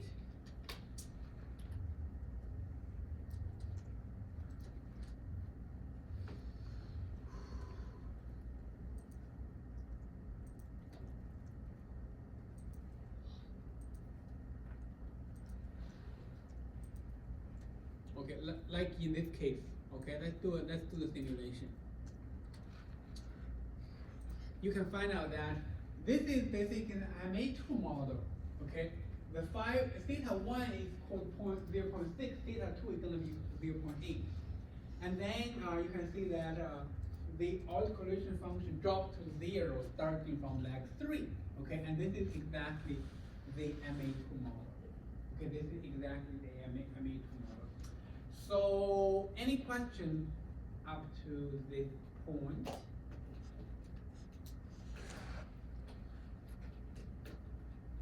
in the text, you will apply the standard deviation, this problem? In the text? Yeah, I mean, your question is kind of, because in the R code here, there's a standard deviation, you only use 0 or 1. Oh, that's one. That is the standard deviation of the shock. You can use another number as well. You can use 0.2, 0.3, or any number. It's basically sigma epsilon. Sigma Yeah. Okay, let's take a break. We can get that at 8:30. 8:30. Excuse me, one question. ADF test, it's try to run it and it said it's not defined. Which one? On the function ADF test. ADF dot test. You mean it's not defined? That's what it says. Do not find function ADF test. Do I need to install a package? This function is from the T-series package. Do you have the T-series package?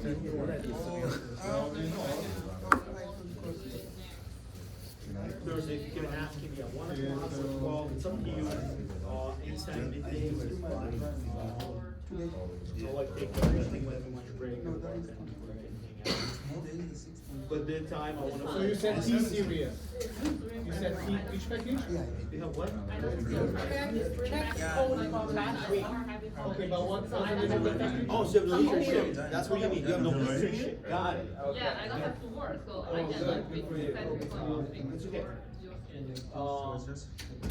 So yeah, if you wanna continue reading those articles, I will try to finish that book.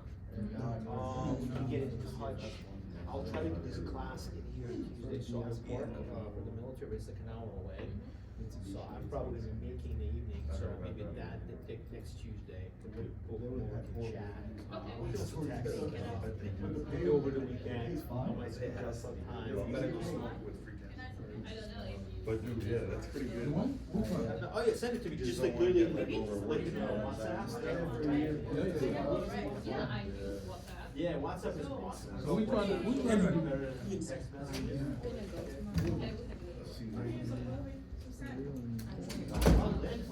I know. But I couldn't find out about it. Informatic. Did you guys do any, like, did you do anything for the meeting tomorrow? Tomorrow? We don't have anything till I thought you told me it was tomorrow. I mean, like, did we actually have to do? Oh, you said that we had. It's not like, it's not like mandatory. So we don't have to do it. I don't think so. He just, because he didn't send us an email. I feel like he would have sent us an email if he wanted us to do it. I think he just wanted us to like play around with it and make sure that we know. Alright. Well, we have a meeting at 11 a.m. tomorrow. I can't come. Yeah, I didn't go last Friday. I'm gonna try to go tomorrow. It's probably just gonna be you then. But it's, I mean, it was just him and I last week. Yeah. He was, we just talked. In crypto years, that's right, in crypto years, that's like 1,000 years ago. I think we learned some new things. We talked with him about. Literally what we're learning now. It's like it's we ended up learning the same thing. Put, But Yeah, we just don't share have that, share about Yeah, I don't know. a project I just tried to really figure it out. compared to everybody. What I do. This Friday, I think.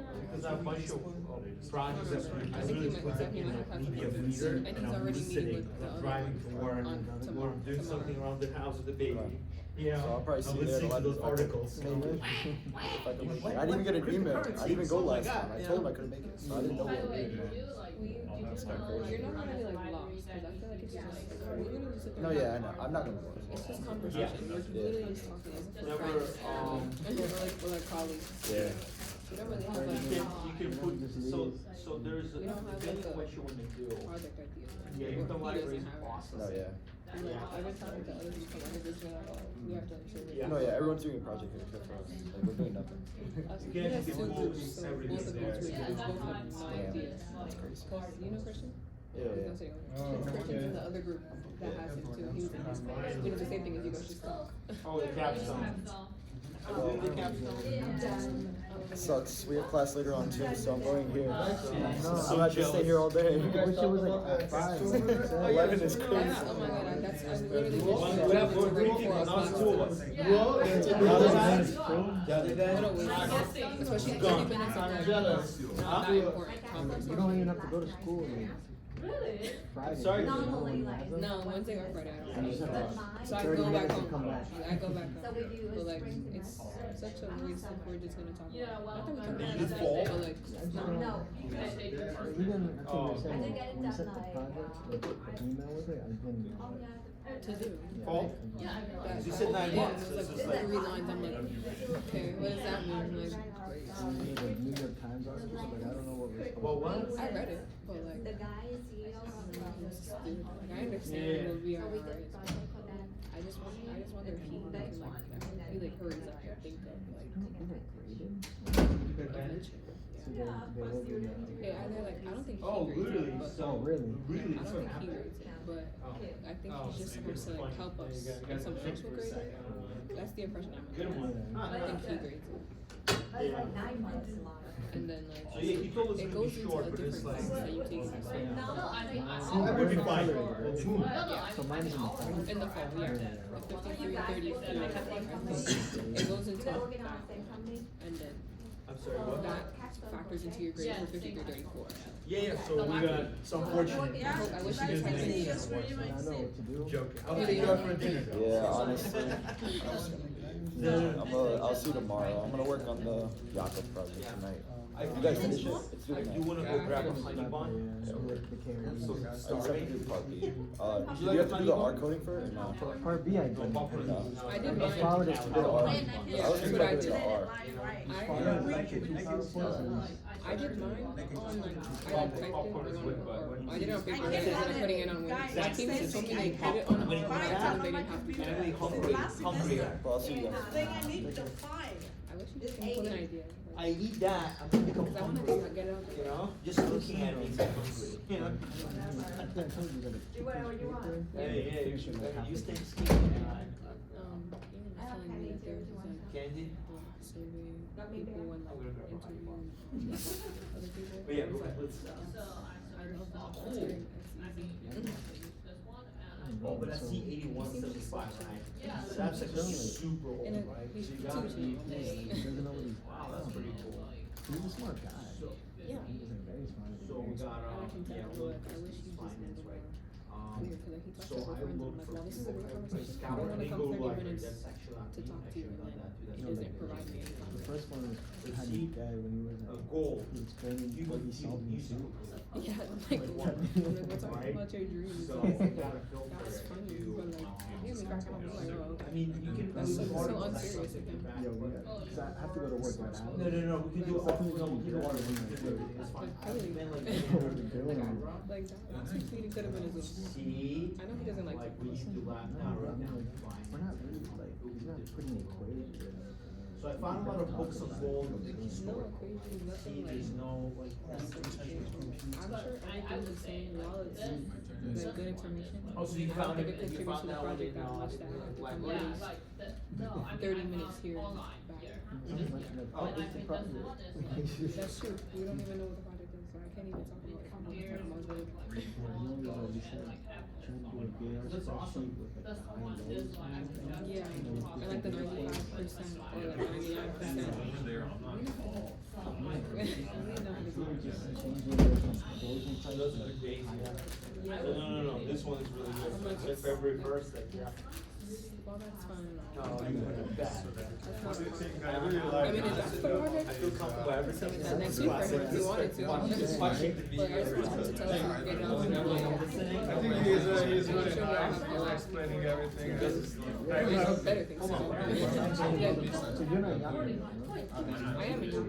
No, It's pretty good. I mean, I was lazy, I Yeah. just read those. But I think it's I really don't interesting. wanna waste I'm going to 2 hours catch up. of my day Can surrounding we- him, especially since I'm, oh, I got 10 minutes away. I'm like, that's great for you. Take a walk though. I'm like, that's great for you. I have to drive here. I think it's Oh, so that's Monday still was kind of good.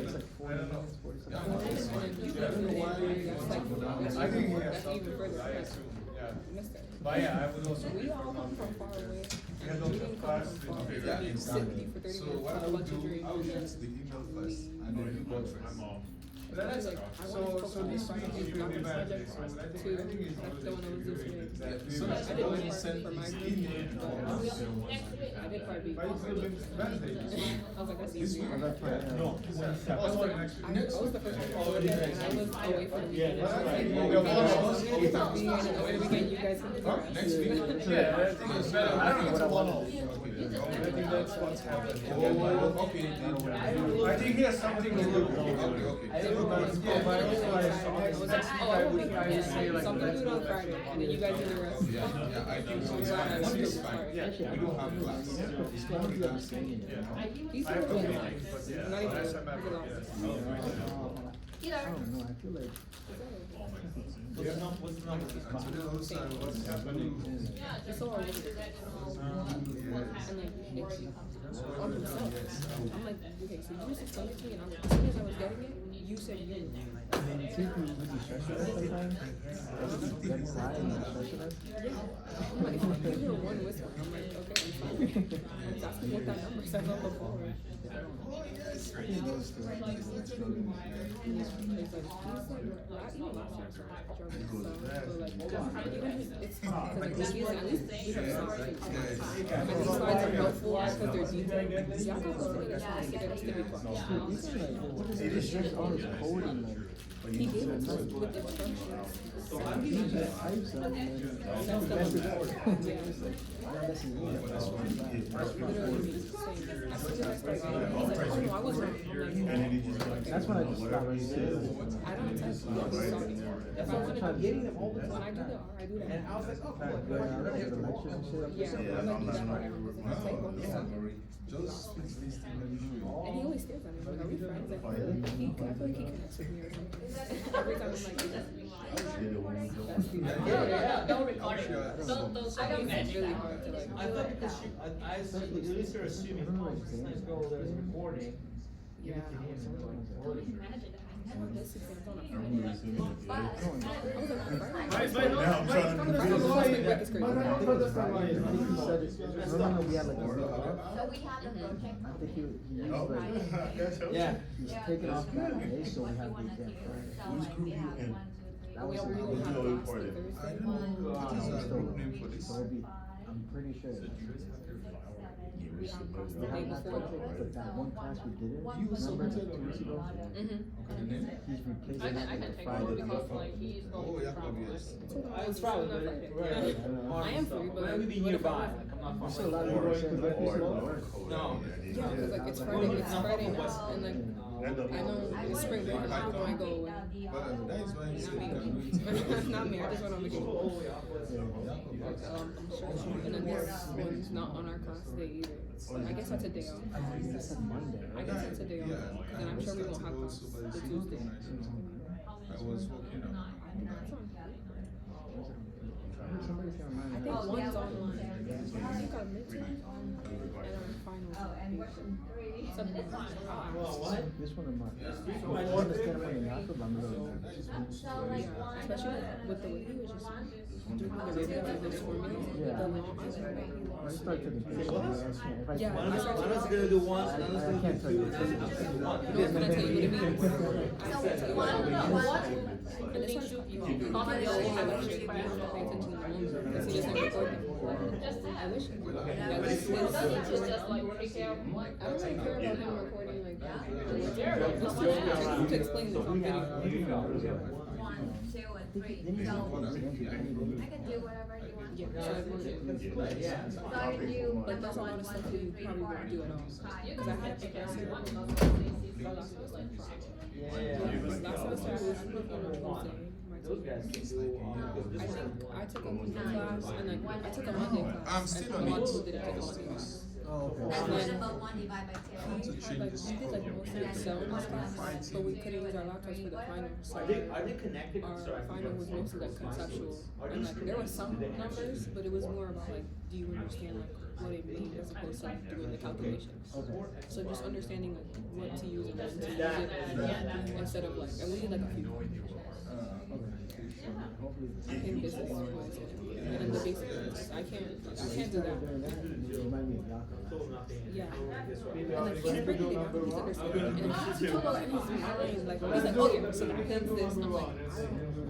How do you store that? The only thing I know Absolutely is fine. It's like, he's shocked. can I? Yeah, we do, I'm sorry, like this. He lost it. Hold on, let's see number 3. I wanna see number 3. Okay, we can do this. Well, you're I excited. only have one more. So No, you take that. would pray that next my Which next class you one. take next semester, you know? I mean, What class you take next semester? Are you really Are we gonna really do that? We're gonna pull the straws? four. We're gonna do that straw. Oh, whoever loses jumps out of, you know, goes, you know, jumps out of the window, right? So technically 5, but those 2 1.5 go together. Oh, one of them's a capstone, right? Yeah, one of them's the capstone class. So like 2 1.5. That one's hard. Hopefully, Mark makes my life easy, and that class is not that hard. Number 2, second half. I mean, I don't know that he can make them. 'Cause Those two maybe have he's worked like, together. he has a group too. They're his F, group. F and F again. So like, I don't even know. Number 3. Oh, Number But 2. everyone has like a different type of project too, so I don't even know what like the Okay, rubric. turn around. Because like, Whoa, there's we can ask this presentation down on over slides, here. and we asked Mark, Don't we Mark's have like, I don't 3 want questions? slides. 4. We have 3 3 questions, but questions. no. Question He's like, I one don't is want like PowerPoint. big. Yeah, The most yeah. things So it like looks like you're gonna give me work on it. expression. Yeah, it's fine. Number 4 is like What? pressure free. Oh, okay, that's why I got Because confused. I remember. Turn around. Don't cheating. Don't cheating. Okay. Good luck. Whoa, ladies first. Okay. That's what I saw when No, I ladies. like it. Oh, sorry. Yeah, ladies Didn't I first. ask him that? Okay, He said no. the question was. That's the thing, but Maybe he doesn't even know. Okay, well, he will. Damn it, really? But, First half of 80 to God. How's your second year? You haven't given me a project yet. Let's be careful. Let's do, what is that, question 2? You're a Three? we're supposed to. And yeah, we don't have a project. You would be the one. I don't who's understand. raising But the he doesn't want, They're talking I don't know about how we're it. gonna I probably present without didn't having slides, cause like. What's the What point? is that? That It they looks like guys an hour, work maybe. really well together. Three. Just hold Was on. it- I don't know, how are we gonna present if we don't have a slide I either? think Cause he he said didn't know. slides are useless, but Oh. I doubt anyone wants to sit there and watch me walk through an Excel spreadsheet either. That's what I'm saying. Second Like, one.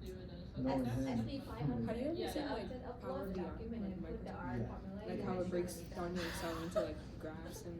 Or they. That's easy. You think so? I did it a few times when I was an intern, and I feel like that would probably be But we didn't do the helpful for us if we station have to end up presenting a There's spreadsheet. presentations, right? Because But Power no, BI is there's kind of like lots a of cheat way to methods. a Lot- PowerPoint lots but of using Excel. Okay. So like I feel like that would help with making us boring. But Fine, if we you don't know how to do it. That's That's not not something. speaking. I got this, I'll figure it out, if I don't know. It's mostly. But I do need to get my money going. But thank you guys, pleasure. I appreciate it. Thank you. So you're okay? Thank you, yeah, I'll crush it. Oh, good.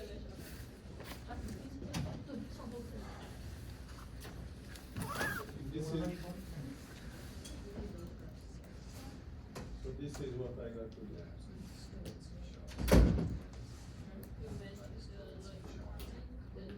No, I haven't done that today. Actually, not you need a state marshal.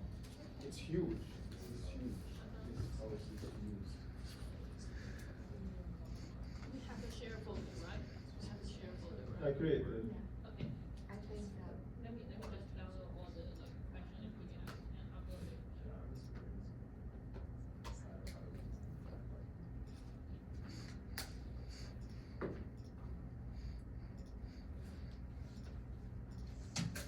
Gmail. No, Teams. Oh, one right.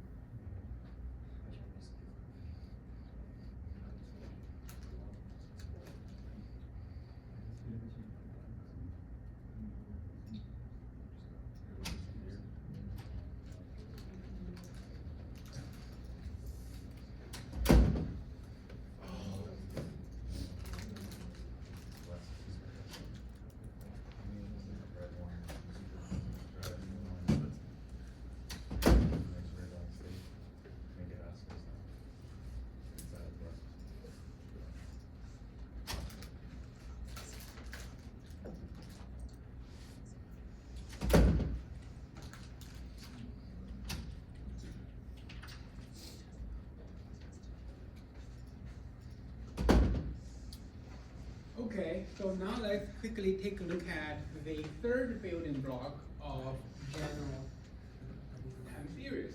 Okay, we call it the random walk model. And the random walk model is defined differently from the other two models because this model is a non-stationary model.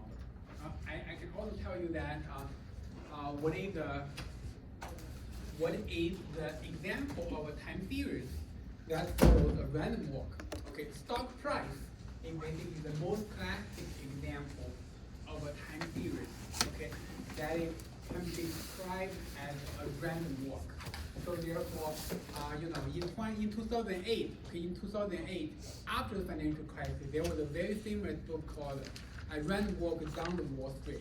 Okay, so that textbook basically the title there is basically telling you that, that book is all about stock price behavior, and that's why they put random walk in the title, because stock price follows the random walk. So you can see the definition looks like this. So basically, the second bullet point here shows you that we are actually using slightly different symbol to denote random walk. Basically, ST is the symbol here, or the notation here, okay? ST equal to ST minus 1 plus epsilon T. This is basically the formula for random walk. And you can see this is very close to, or very similar to the case of the AR1 model. The only difference is that here, the phi 1 of the coefficient in front of ST minus 1 is actually 1. Okay, but we know for the autoregressive model, that coefficient cannot be 1. Okay, so basically when the coefficient becomes 1, it's not an autoregressive model anymore. It becomes a new class of model called random walk model. Okay, called random walk model. Okay, let's write this down here.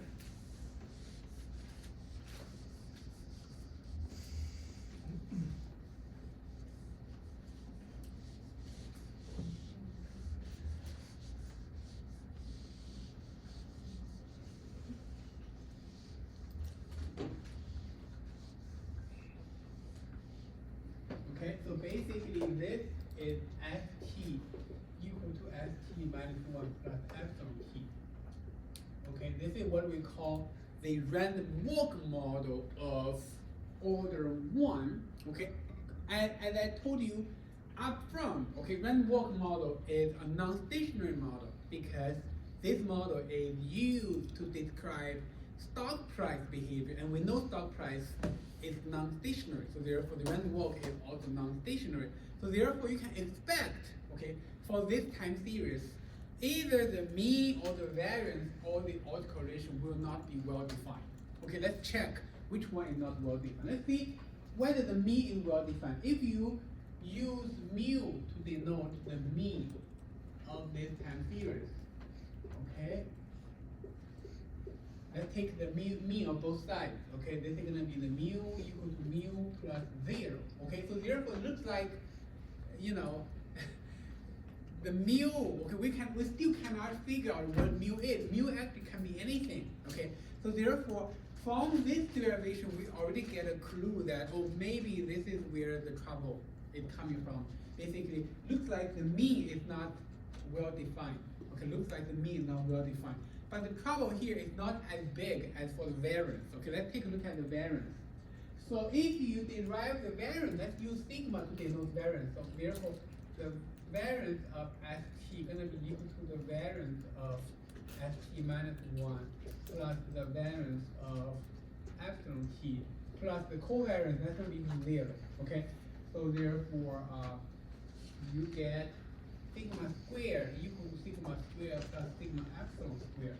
You quickly realize this equation cannot hold, okay? Because sigma epsilon squared is strictly larger than 0. How can this equation hold? So therefore, the sigma is definitely not well defined for the random walk model. So therefore, you can see both the mean and the variance are not well defined for the case of the random walk model. So therefore, random walk model is non-stationary, okay? But the autocorrelation is still well defined for the random walk model, okay? So actually, the autocorrelation for the random walk model at any lag is gonna be equal to 1, okay? At any lag is equal to 1. Basically, if you make the autocorrelation function plot, this is the ECF, okay, and this is the lag. If you make the autocorrelation function plot, it's going to be equal to 1 at all the lags. Okay, like here, here. Okay, it's actually equal to 1 everywhere. Okay, so this is again, the autocorrelation function looks very unique. Okay, from the case of, it's different from the case of AR model. It's also different from the case of the moving average model. And actually, if we go back to the slide,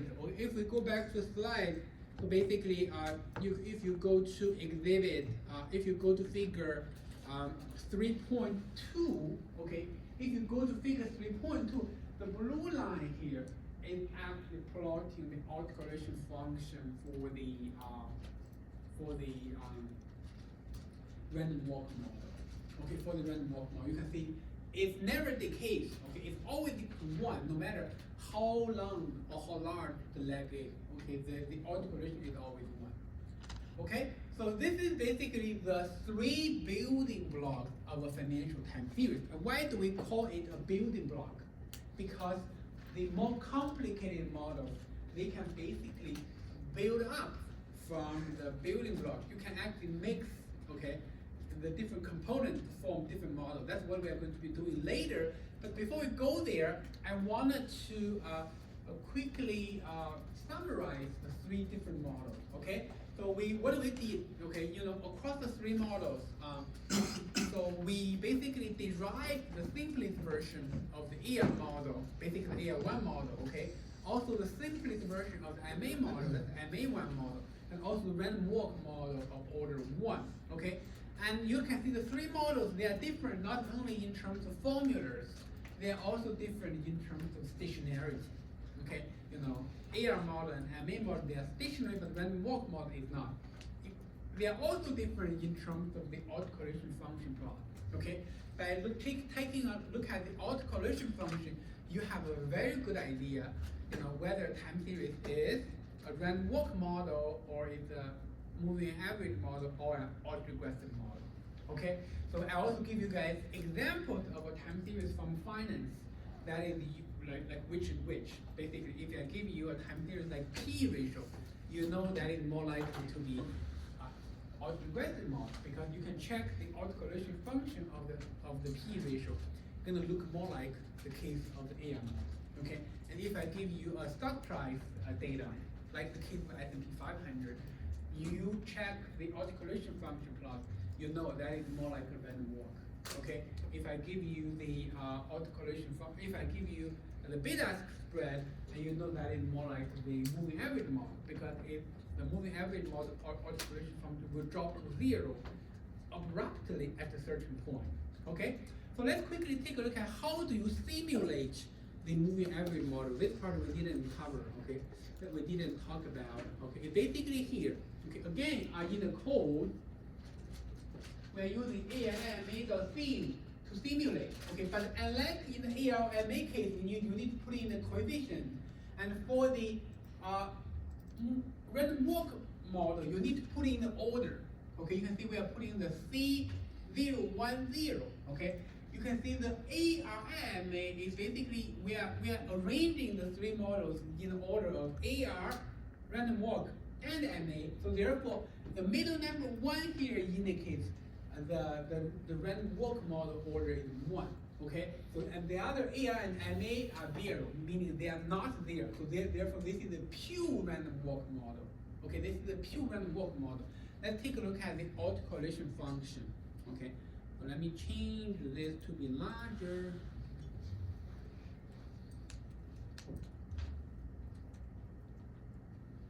You can see this is basically the autocorrelation function plot. Okay, it's equal to 1 everywhere.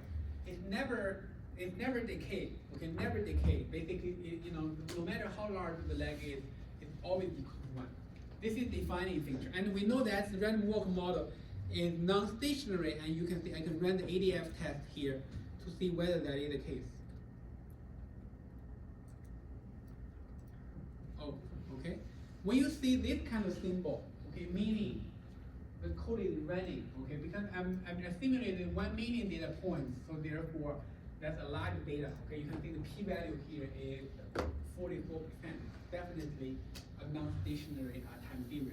Okay, so when you are running the ADF test, always keep in mind this function does not come with our default package. You need to install the T-series package on your local computer, and you need to use the library function to get it loaded. Okay, for example, you need to run this line, okay, to have it loaded into your local workspace to be able to run this. Okay, I think when you are working on your first project, you will understand this better. Okay, you will So, and then what else? What else? Okay, this is the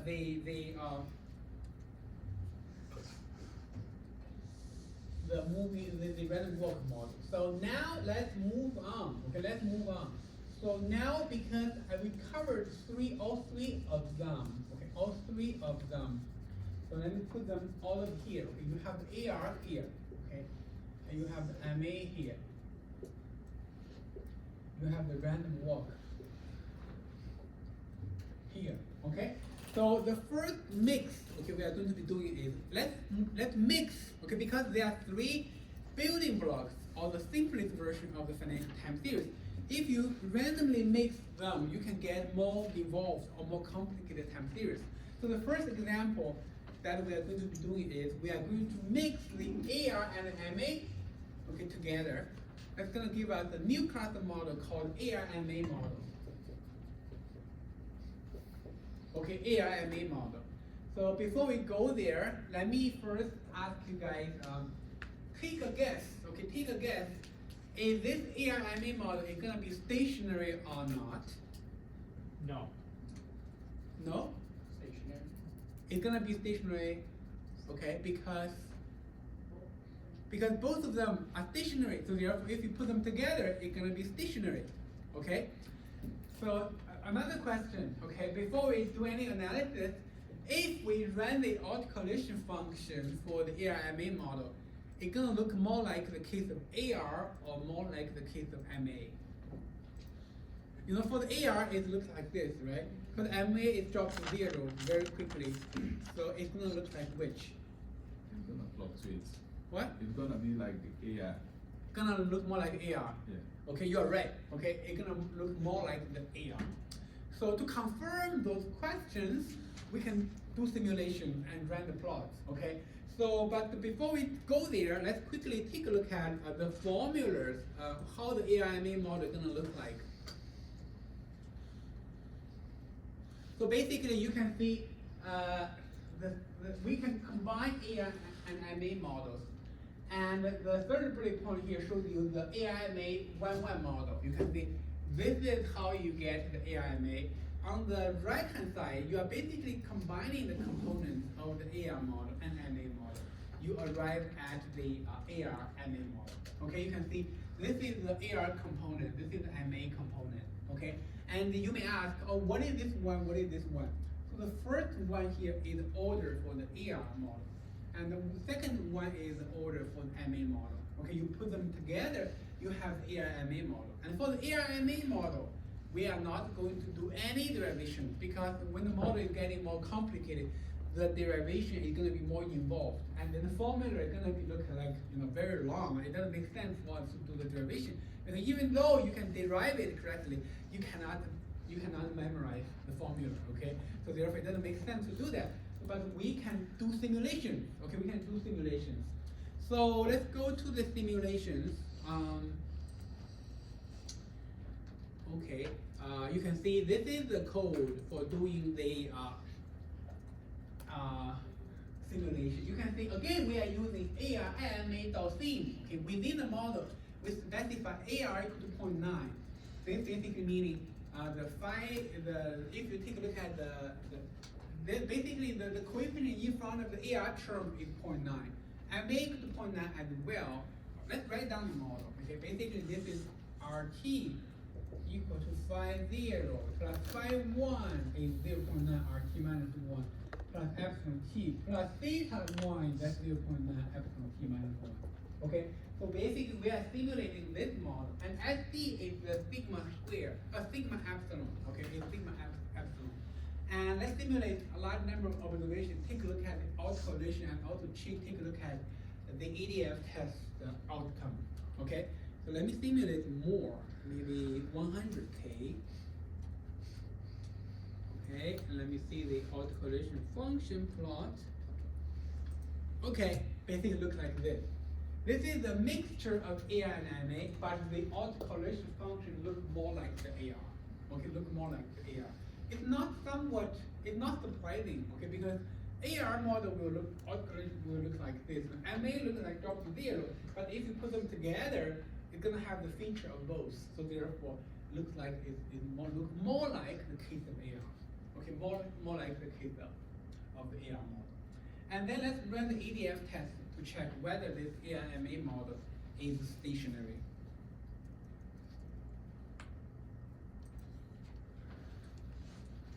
Take a look at the p-value, okay, 1%, 1%.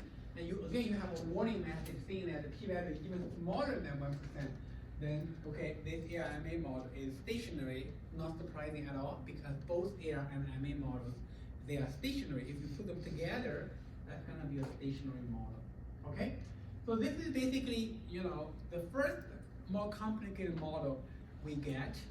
And then the next model is the AR-MA model. Okay, basically if we have all three components in one model, or in other words, if you mix the AR-MA with random walk model, okay, you are going to get a model called the AR-MA model. Okay, so this is basically have all three components together. Okay. And with you can see the ARMA model is going to have the order is P1Q, okay? The P here is the order for the AR component. Q is order for the MA component. The middle number 1 here is the order for the random walk component, okay? So because it's 1, it meaning the random walk order, the random walk model is there, okay? And if this is 0, meaning the random walk order will not be there, therefore this will collapse to an ARMA-PQ model. Okay, basically in other words, ARMA-P0Q is exactly the ARMA-PQ model. Okay, so let's quickly take a look at how the ARMA model is constructed. It's constructed slightly differently, okay? On the slides, this is basically, the first bullet point here shows you how the ARMA model is defined. So if the first difference, ST minus 1, follows the ARMA PQ model, then the original time series ST is gonna be the ARMA model. Okay, so you can simply understand that as this ARMA model is a mixture of all three building blocks. Again, you can take a guess. Okay, take a guess. This ARMA model, P1Q, is that gonna be a stationary or non-stationary? Non-stationary. Because there is random walk component there. Correct. Okay. And will the autocorrelation function look more like the AR model or the MA model or the random walk model?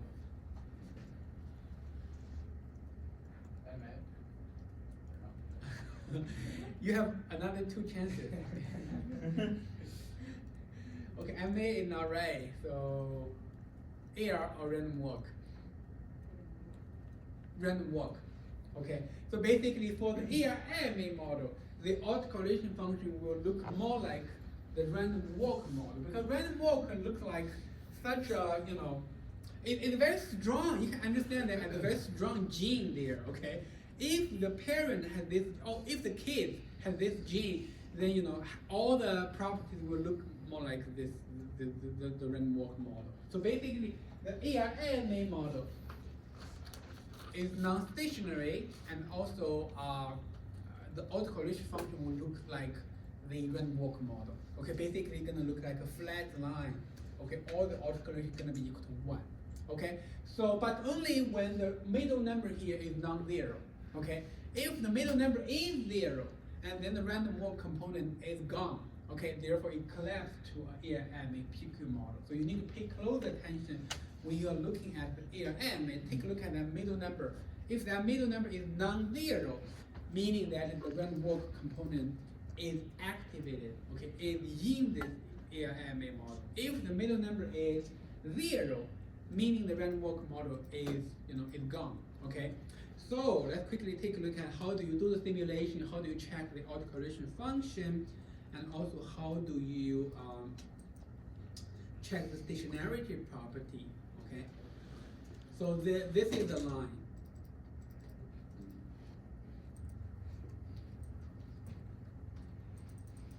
Okay, you can see we have the AR equal to 0.9, meaning the AR coefficient equal to 0.9, I make to 1, meaning the MA coefficient is 1, and then order here is 1, 1, 1, meaning this is the AR order is 1, MA order is 1, random walk order is 1, okay? And let's take a look at the autocorrelation function. Let's first do the simulation, and then let's take a look at the ACF of this time series. Basically here. Okay, you can see it still looks like the case of random walk. Okay, the case of random walk. And then take a look at the ADF test. Okay,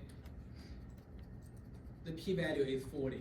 Okay, the p-value is 40. And again, how that is playing out is what the middle number is. Basically, this middle number here, the 1 here is crucial. Okay, this 1 here that indicates the presence of the random walk component.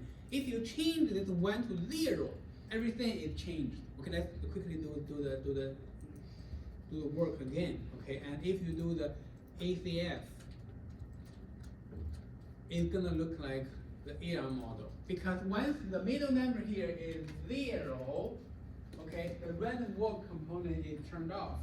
Okay, and then it can become an ARMA11 model. Then the autocorrelation function will look more like the AR model. Okay, and then again, if you run the ADF test, it's gonna be stationary. Okay, so let's quickly do that.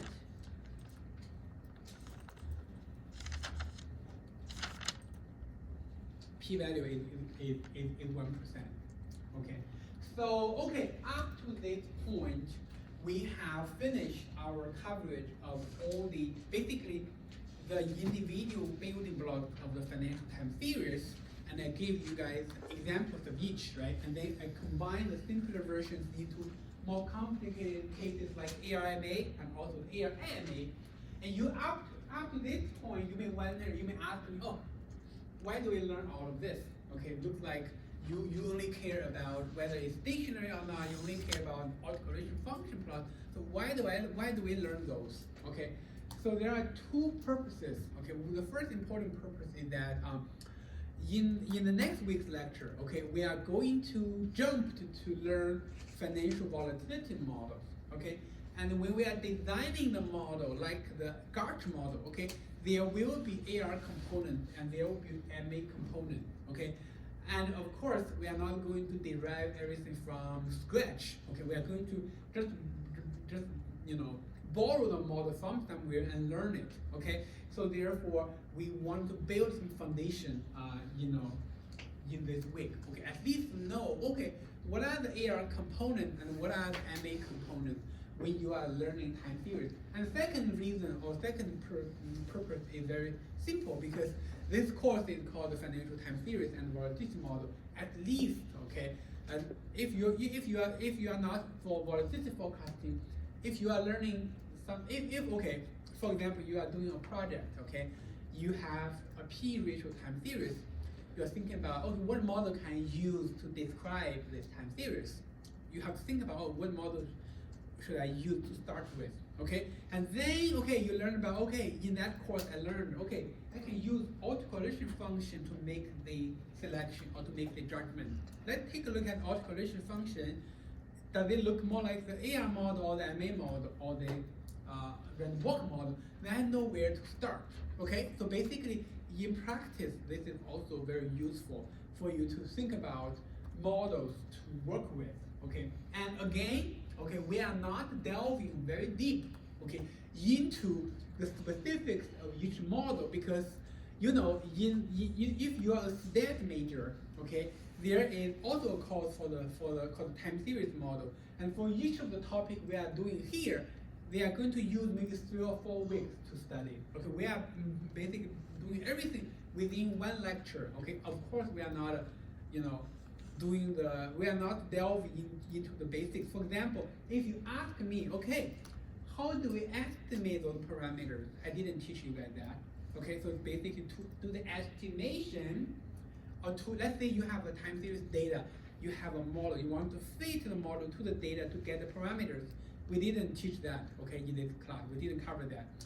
And basically to do that, you need to rely on some estimation method. Okay, one of the most popularly used methods is called the maximum likelihood estimation, which we are going to be learning next week, okay, when we are teaching the GART model. Okay, in that case, we are going to be very specific. Okay, we are going to be learning how to estimate the parameter for the GART model.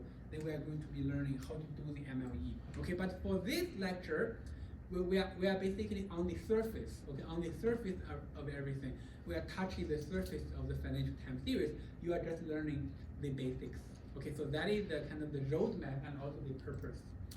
Okay, so then we have another two issues we want to discuss before we can call it a day. Okay, so basically when you are working with financial time series, okay, there are two commonly made mistakes. Okay, two commonly made mistakes. And the first mistake is called the serious mean reversion.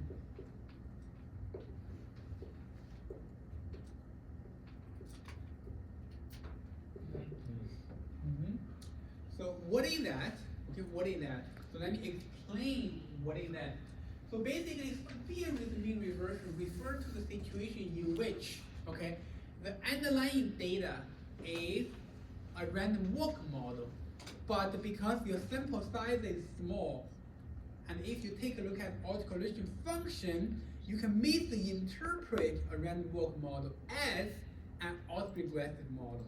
Okay, so let's again take a look at the code. Okay, so let's go to the okay, basically this portion of the code. Okay, take a look at the code. Here, what I'm doing is I'm simulating a random walk model. I'm simulating 1 million observations. Okay, and I'm looking at the autocorrelation function. Let's quickly take a look at it. Oh. Run it. Okay, you can see when I'm simulating 1 million observations of a random walk model, the autocorrelation function looks like, equal to 1 everywhere, okay? But if the sample size is small, if I'm shrinking this sample from 1 million to 500, let's take a look at what is the case. Okay, looks like there is some sort of decay there. Okay, so this is, what is this? Okay, what is this? So this is actually an estimation problem.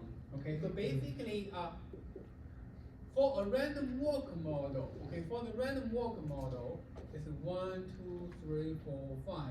1, 2, 3, 4, 5. Okay, so the theoretical autocorrelation should be equal to 1 everywhere. Okay, should be equal to 1 everywhere for all the legs. That's what we saw in the previous example. But if the sample size is small, in this case we have only 500 observations, the estimated autocorrelation could look like this. Okay, so why it looks like this? Because all those autocorrelations, they are estimated from data. And when the sample size is small, there is a small sample bias. And this small sample bias turns out to be a downward bias. So basically, this is basically the downward bias, okay?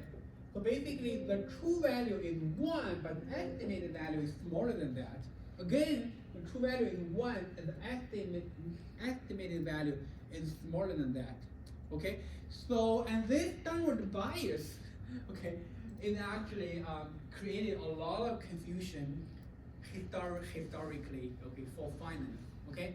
Because when the finance discipline was established, okay, you guys take a guess. You guys are all learning finance. We know finance is a discipline, is a well-established discipline in the school of business. But do you guys know when the finance discipline is created? You talking about Bretton Woods agreement or something? What? Bretton Woods agreement? What do you mean by system? Oh no, I'm asking about, okay, we know when you guys are taking the classes, right, like there are all kinds of majors, right, physics, math, chemistry, and finance, right? So finance now, is basically in every business school. I just wanted to ask you guys, when was this major created? or established in the school of 1991. business? 91. 91.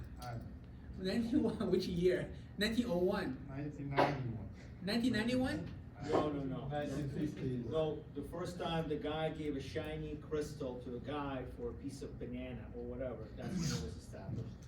Well, in the academic department, okay, that is a kind of treating behavior, but that's not the. Well, that's finance, it's sort of become, start talking That about. is not when this discipline was created, okay?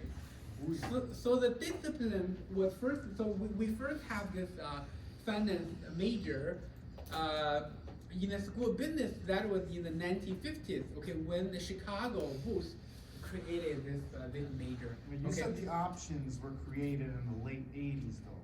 Late 80s? You said 80s is when the first options were created. Right. Yeah, so there were amendments to the finance concept major once options came into play. So in the 90s, it was complete. No. It was- So, there were no so we options. have this discipline first, and then people writing papers on this topic. Then there was this kind of product being created in the real world. Okay, so why am I talking about this? Okay, because before 1950s, okay, we don't know the behavior of stock prices. Okay, and people pay very little attention to this question because there's no such a discipline. Okay, economics is more old-fashioned. Okay, but the stock price is basically finance is a much newer kind of discipline. But we have the stock market for a long time. Okay, at least we have S&P 500 back to 1870s. Okay, so basically in the 1950s, when Chicago Booth created this discipline, and there are some academic researchers started to work on the question of the behavior of stock market price, and what can you do at that point? When you look at the past stock behavior, you have to take a look at the past stock prices, right? So at that point, and like nowadays, we can get data from all kind of sources, okay, like Yahoo Finance or like some or like whatever, okay. But at that point, there's no computers, no internet, okay. All they can do is to go to the library and collect the stock price from Moody's Annual. Okay, Moody's Annual is basically it's kind of like a newspaper kind of thing. Okay, it basically have the monthly stock prices showing up there. So as a researcher, if you want to study the behavior of stock price, the first source of information is basically the data and the stock price data. Then collect the data from those places. As you can imagine, in the 1950s, right? You don't have a whole lot of data, and even when the data is available, you don't have high frequency. For example, it's very hard for you to compile data for daily level. Okay, you can only get the data maybe every month. You have an observation.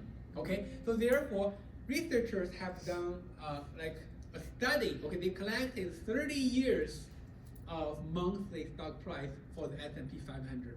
30 years, and that's how many observations in total. No more than 400, okay? And then they take a look at the autocorrelation function plot. It looks like something like this, okay? And then they reach the conclusion that stock price follow an autoregressive model, okay? So that was the conclusion in the old days, okay? In the old days, basically, when this discipline was first created. And then later on, when we have more and more data available, and the researchers redo the analysis, they realize, okay, it's inappropriate to make that judgment or make that inference because stock price actually follows a random walk. Okay, the previous conclusion we reached is a common mistake when you are working with a financial time series. Basically, you are mistaking random walk model and the autoregressive model. Okay, and that mistake actually has deep kind of implications in practice, because if you think stock price follow an autoregressive model, meaning that you can predict future price based on past price, okay, and that actually the practice has been doing in a lot of by a lot of practitioners even nowadays, okay, basically all the trend you are plotting all kinds of trend following behavior to predict where the prices will be. That is all based on the idea of past price can predict future prices. Okay, but nowadays, we almost reached agreement that stock price is a random walk. So therefore, it makes no sense to predict future price based on past price. Especially, people in academia, we all agree on this point. But the thing is, in practice,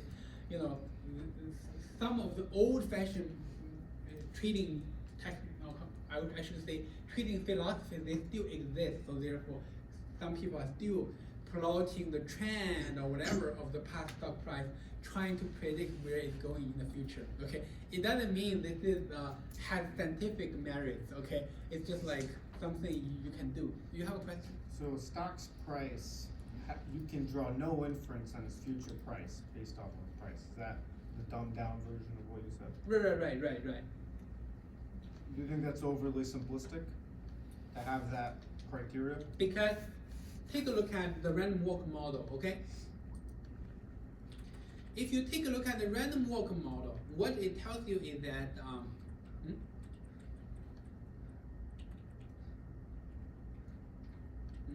where is random walk? Oh, here, okay.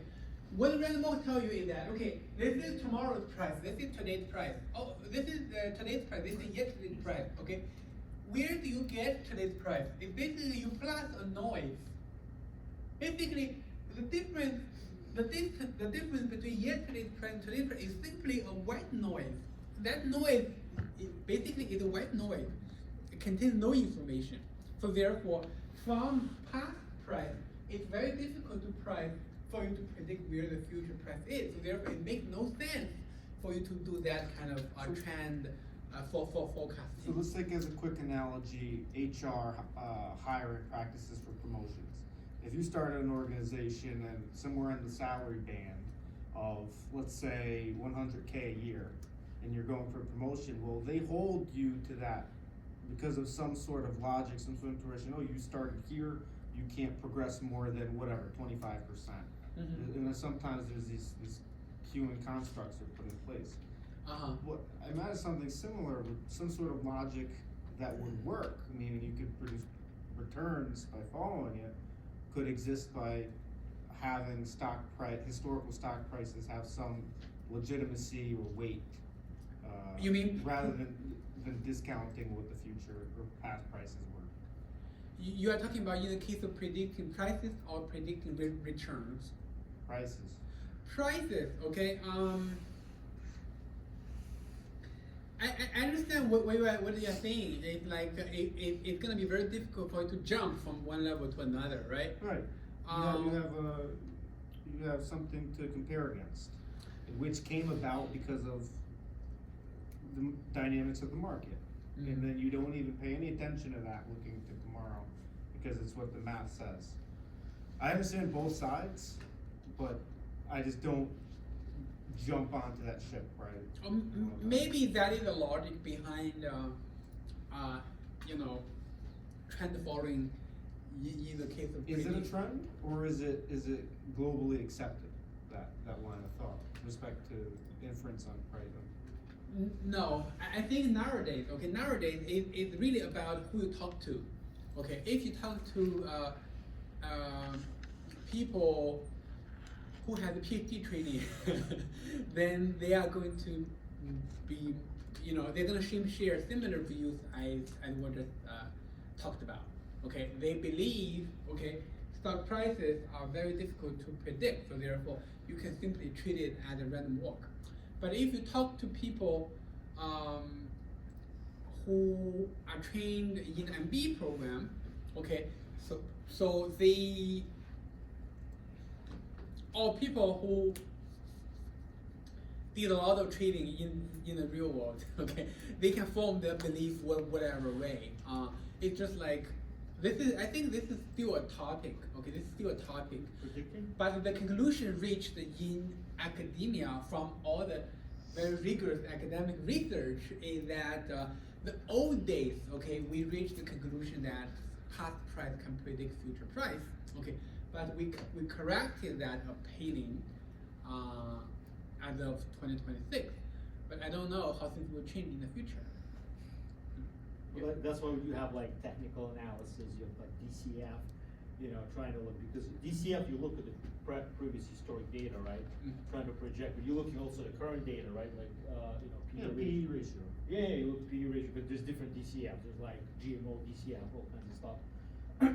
Then you have technical analysis, where like, you know, looking at the, you know, the movement of the, you know, the averages, stuff like that. People trying to predict from past data, you know, technically past data, you know, you look means well, anything. I've friends, I used to day trade in the past, like, long story short, but I have friends that are like, quite good acquaintances that, you know, make like large portion, and still to this day, they're using technical analysis, you know, trading. Yeah, basically the whole technical analysis world, the basic premise is that prices can be forecasted based on some signal. Okay, so whatever signal you are using. Okay, so this is the first. Okay, so I'm saying the first kind of mistake people can make when you are working with a time series. Okay, you can mistaken a random walk as autoregressive if your data sample is small. Okay, the reasoning is based on the autocorrelation function, because when the sample is small, there is gonna be a downward bias in the autocorrelation function plot. Okay, so that is the first one. Then the second commonly made kind of mistake is called spurious regression. Okay, spurious regression. So this is slightly more complicated. Let me explain what that is. Okay, every year when I'm explaining this, students, you know, at the first time, students have some trouble understanding it.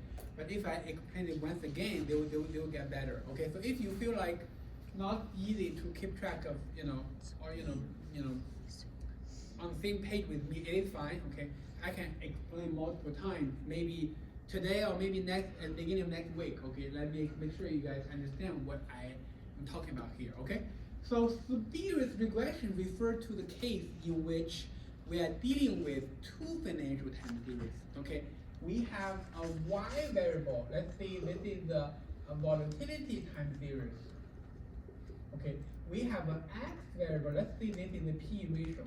Okay, of course the y and x, those are the two time series, very general time series. Okay, I'm using volatility and p ratio as examples to illustrate. Okay, so the question you are interested in here is that you are interested in whether x and y have any relation. So basically you wanted to know, okay, is this the case that when p ratio is high, the volatility is also high, or when the p ratio is high or volatility is low?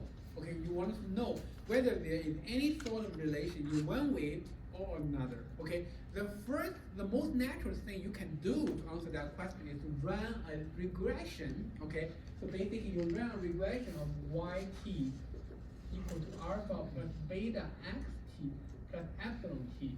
Okay, and you are going to look at the coefficient of beta.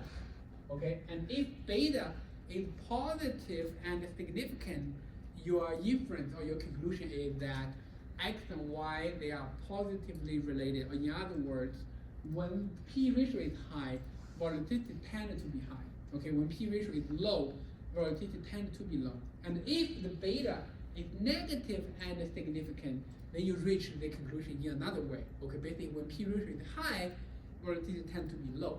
Okay, and when the beta is close to zero and also insignificant, then your conclusion is the x and y here have no relation.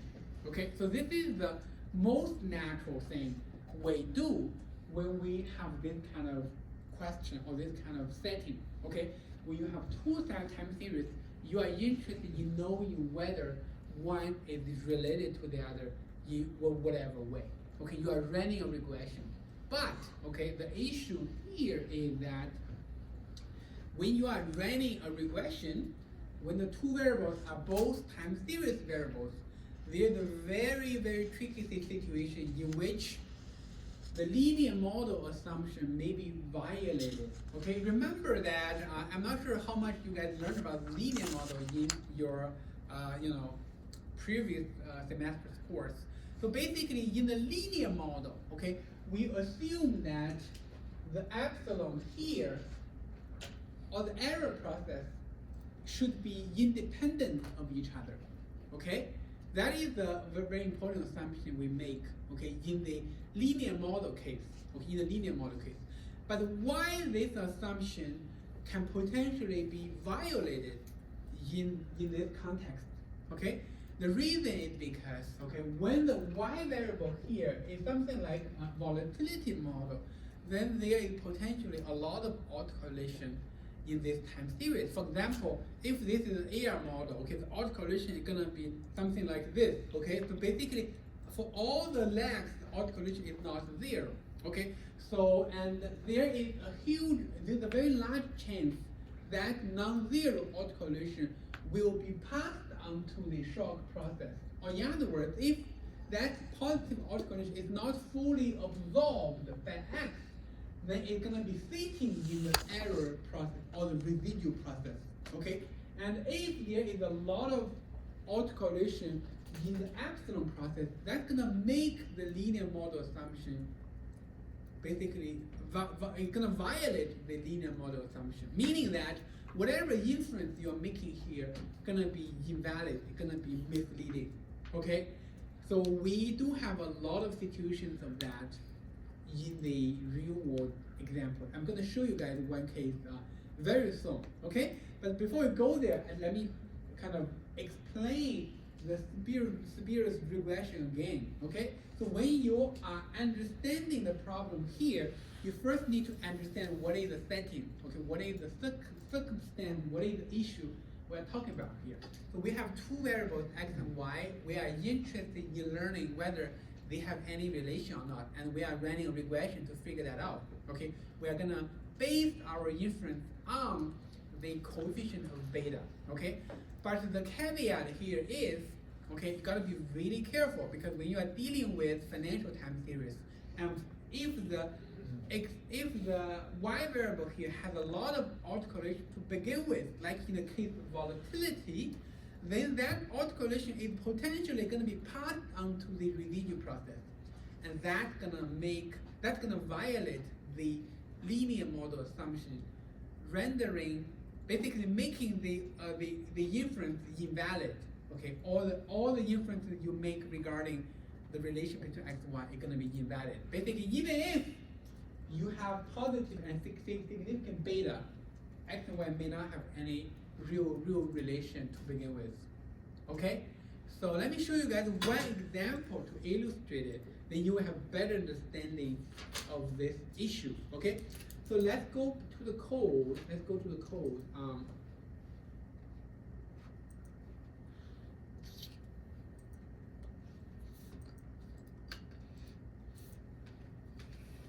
Okay, there is a code called spurious regression.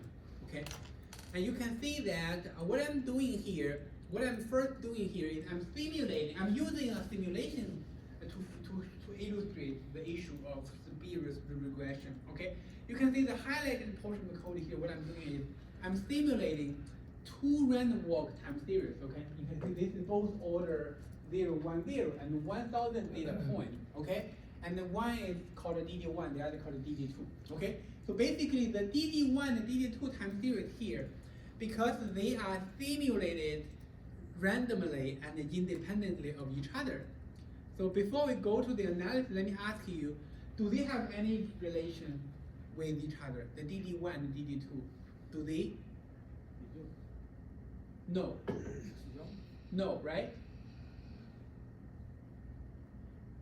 In the data construction process, they are not related to each other. Okay, DD2 is not related to DD1 in any way. Okay, so therefore, they are supposed to have no relation. Okay, the real relation or the true relation between them is nothing, is 0. Okay, but let's take a look at let's first run this. Okay, run this, and then the LM. Okay, I hope you guys all know what this line is doing. Okay. In R, the LM is basically the linear model. DD1 tilde DD2, basically you are running a regression of DD1 on DD2. Okay, then the summary will tell you the relation between them. Let's take a look at the outcome.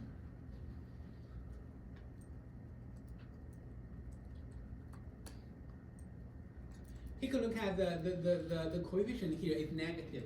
Okay, so basically the coefficient in front of the D2 is negative, and there are 3 stars there, meaning this coefficient is not only negative but also significant. Okay, so basically if you just take a look at the regression output, your conclusion is, okay, the DD2 is related to DD1 negatively, okay, and also significantly. But you know that they don't have any relation because you simulate the data over yourself. You know they don't have any relation. Then you ask, okay, where is the problem? What is the issue? Okay, the issue is basically in the residuals. Okay, so if you check the autocorrelation function of the residue, you will find out that the autocorrelation function of the residue has is basically a lot of it's basically not zero. Okay, we do in the linear model case, we do expect all the autocorrelation function is supposed to be zero. It's supposed to be zero. But in the linear model case, you can see it is not zero. Okay, so that is exactly why there is a lot of autocorrelation to begin with. Okay, there is a lot of basically that's why there is the issue of the spurious regression. So how do we find out the true relation between them? Okay, so if you take the first difference of the DD1 and the first difference of the DD2, like in these 2 lines, okay, the diff here is basically taking the first difference of this line and this time series. Okay, you get 2 new time series. And in this case, taking the first difference is basically removing a lot of the autocorrelation of those variables. Okay, so now if you rerun the regression, you will find out the conclusion is going to be completely different. You can see that in this case, okay, the coefficient, even though it is positive, but it's really small. You can see there is the E next to 2. The coefficient is very small, very close to 0. Importantly, there are no stars here, meaning that the 2 series here have no relation with each other. And that is the true relation between them. You are able to get the true relation because the residue in this regression has no autocorrelation. Okay, so basically, this is the correct version of the autocorrelation pattern for a linear model, and the previous one was the incorrect one. And therefore, the inference you made here is the correct one, and the inference you make up there is the wrong one, is the misleading one. Okay? Any questions with spurious regression? I know, it's a little bit of non-straightforward. If you feel like I didn't fully get it, okay, I will do this again beginning of next week's lecture, okay, when your mind is still fresh. I know at this point it's almost 9:30, so maybe it's hard for you to keep track of everything. So that's gonna be the plan for today, okay? So next week we are going to be moving to a new topic called the volatility model, okay? The lecture is going to be more interesting relative to today's lecture. Today's lecture, it's a lot of foundational knowledge, a lot of derivations. It could be very boring and dry. But next week we are going to get to learn volatility model. It's going to be more relevant for what we are doing in the future. Okay. So if you have some time, prepare a little bit for next week's lecture. At the same time, I hope you guys spend time working on the first project. Okay, you have up until next Friday to turn it in. Okay, so I hope to see you guys next week.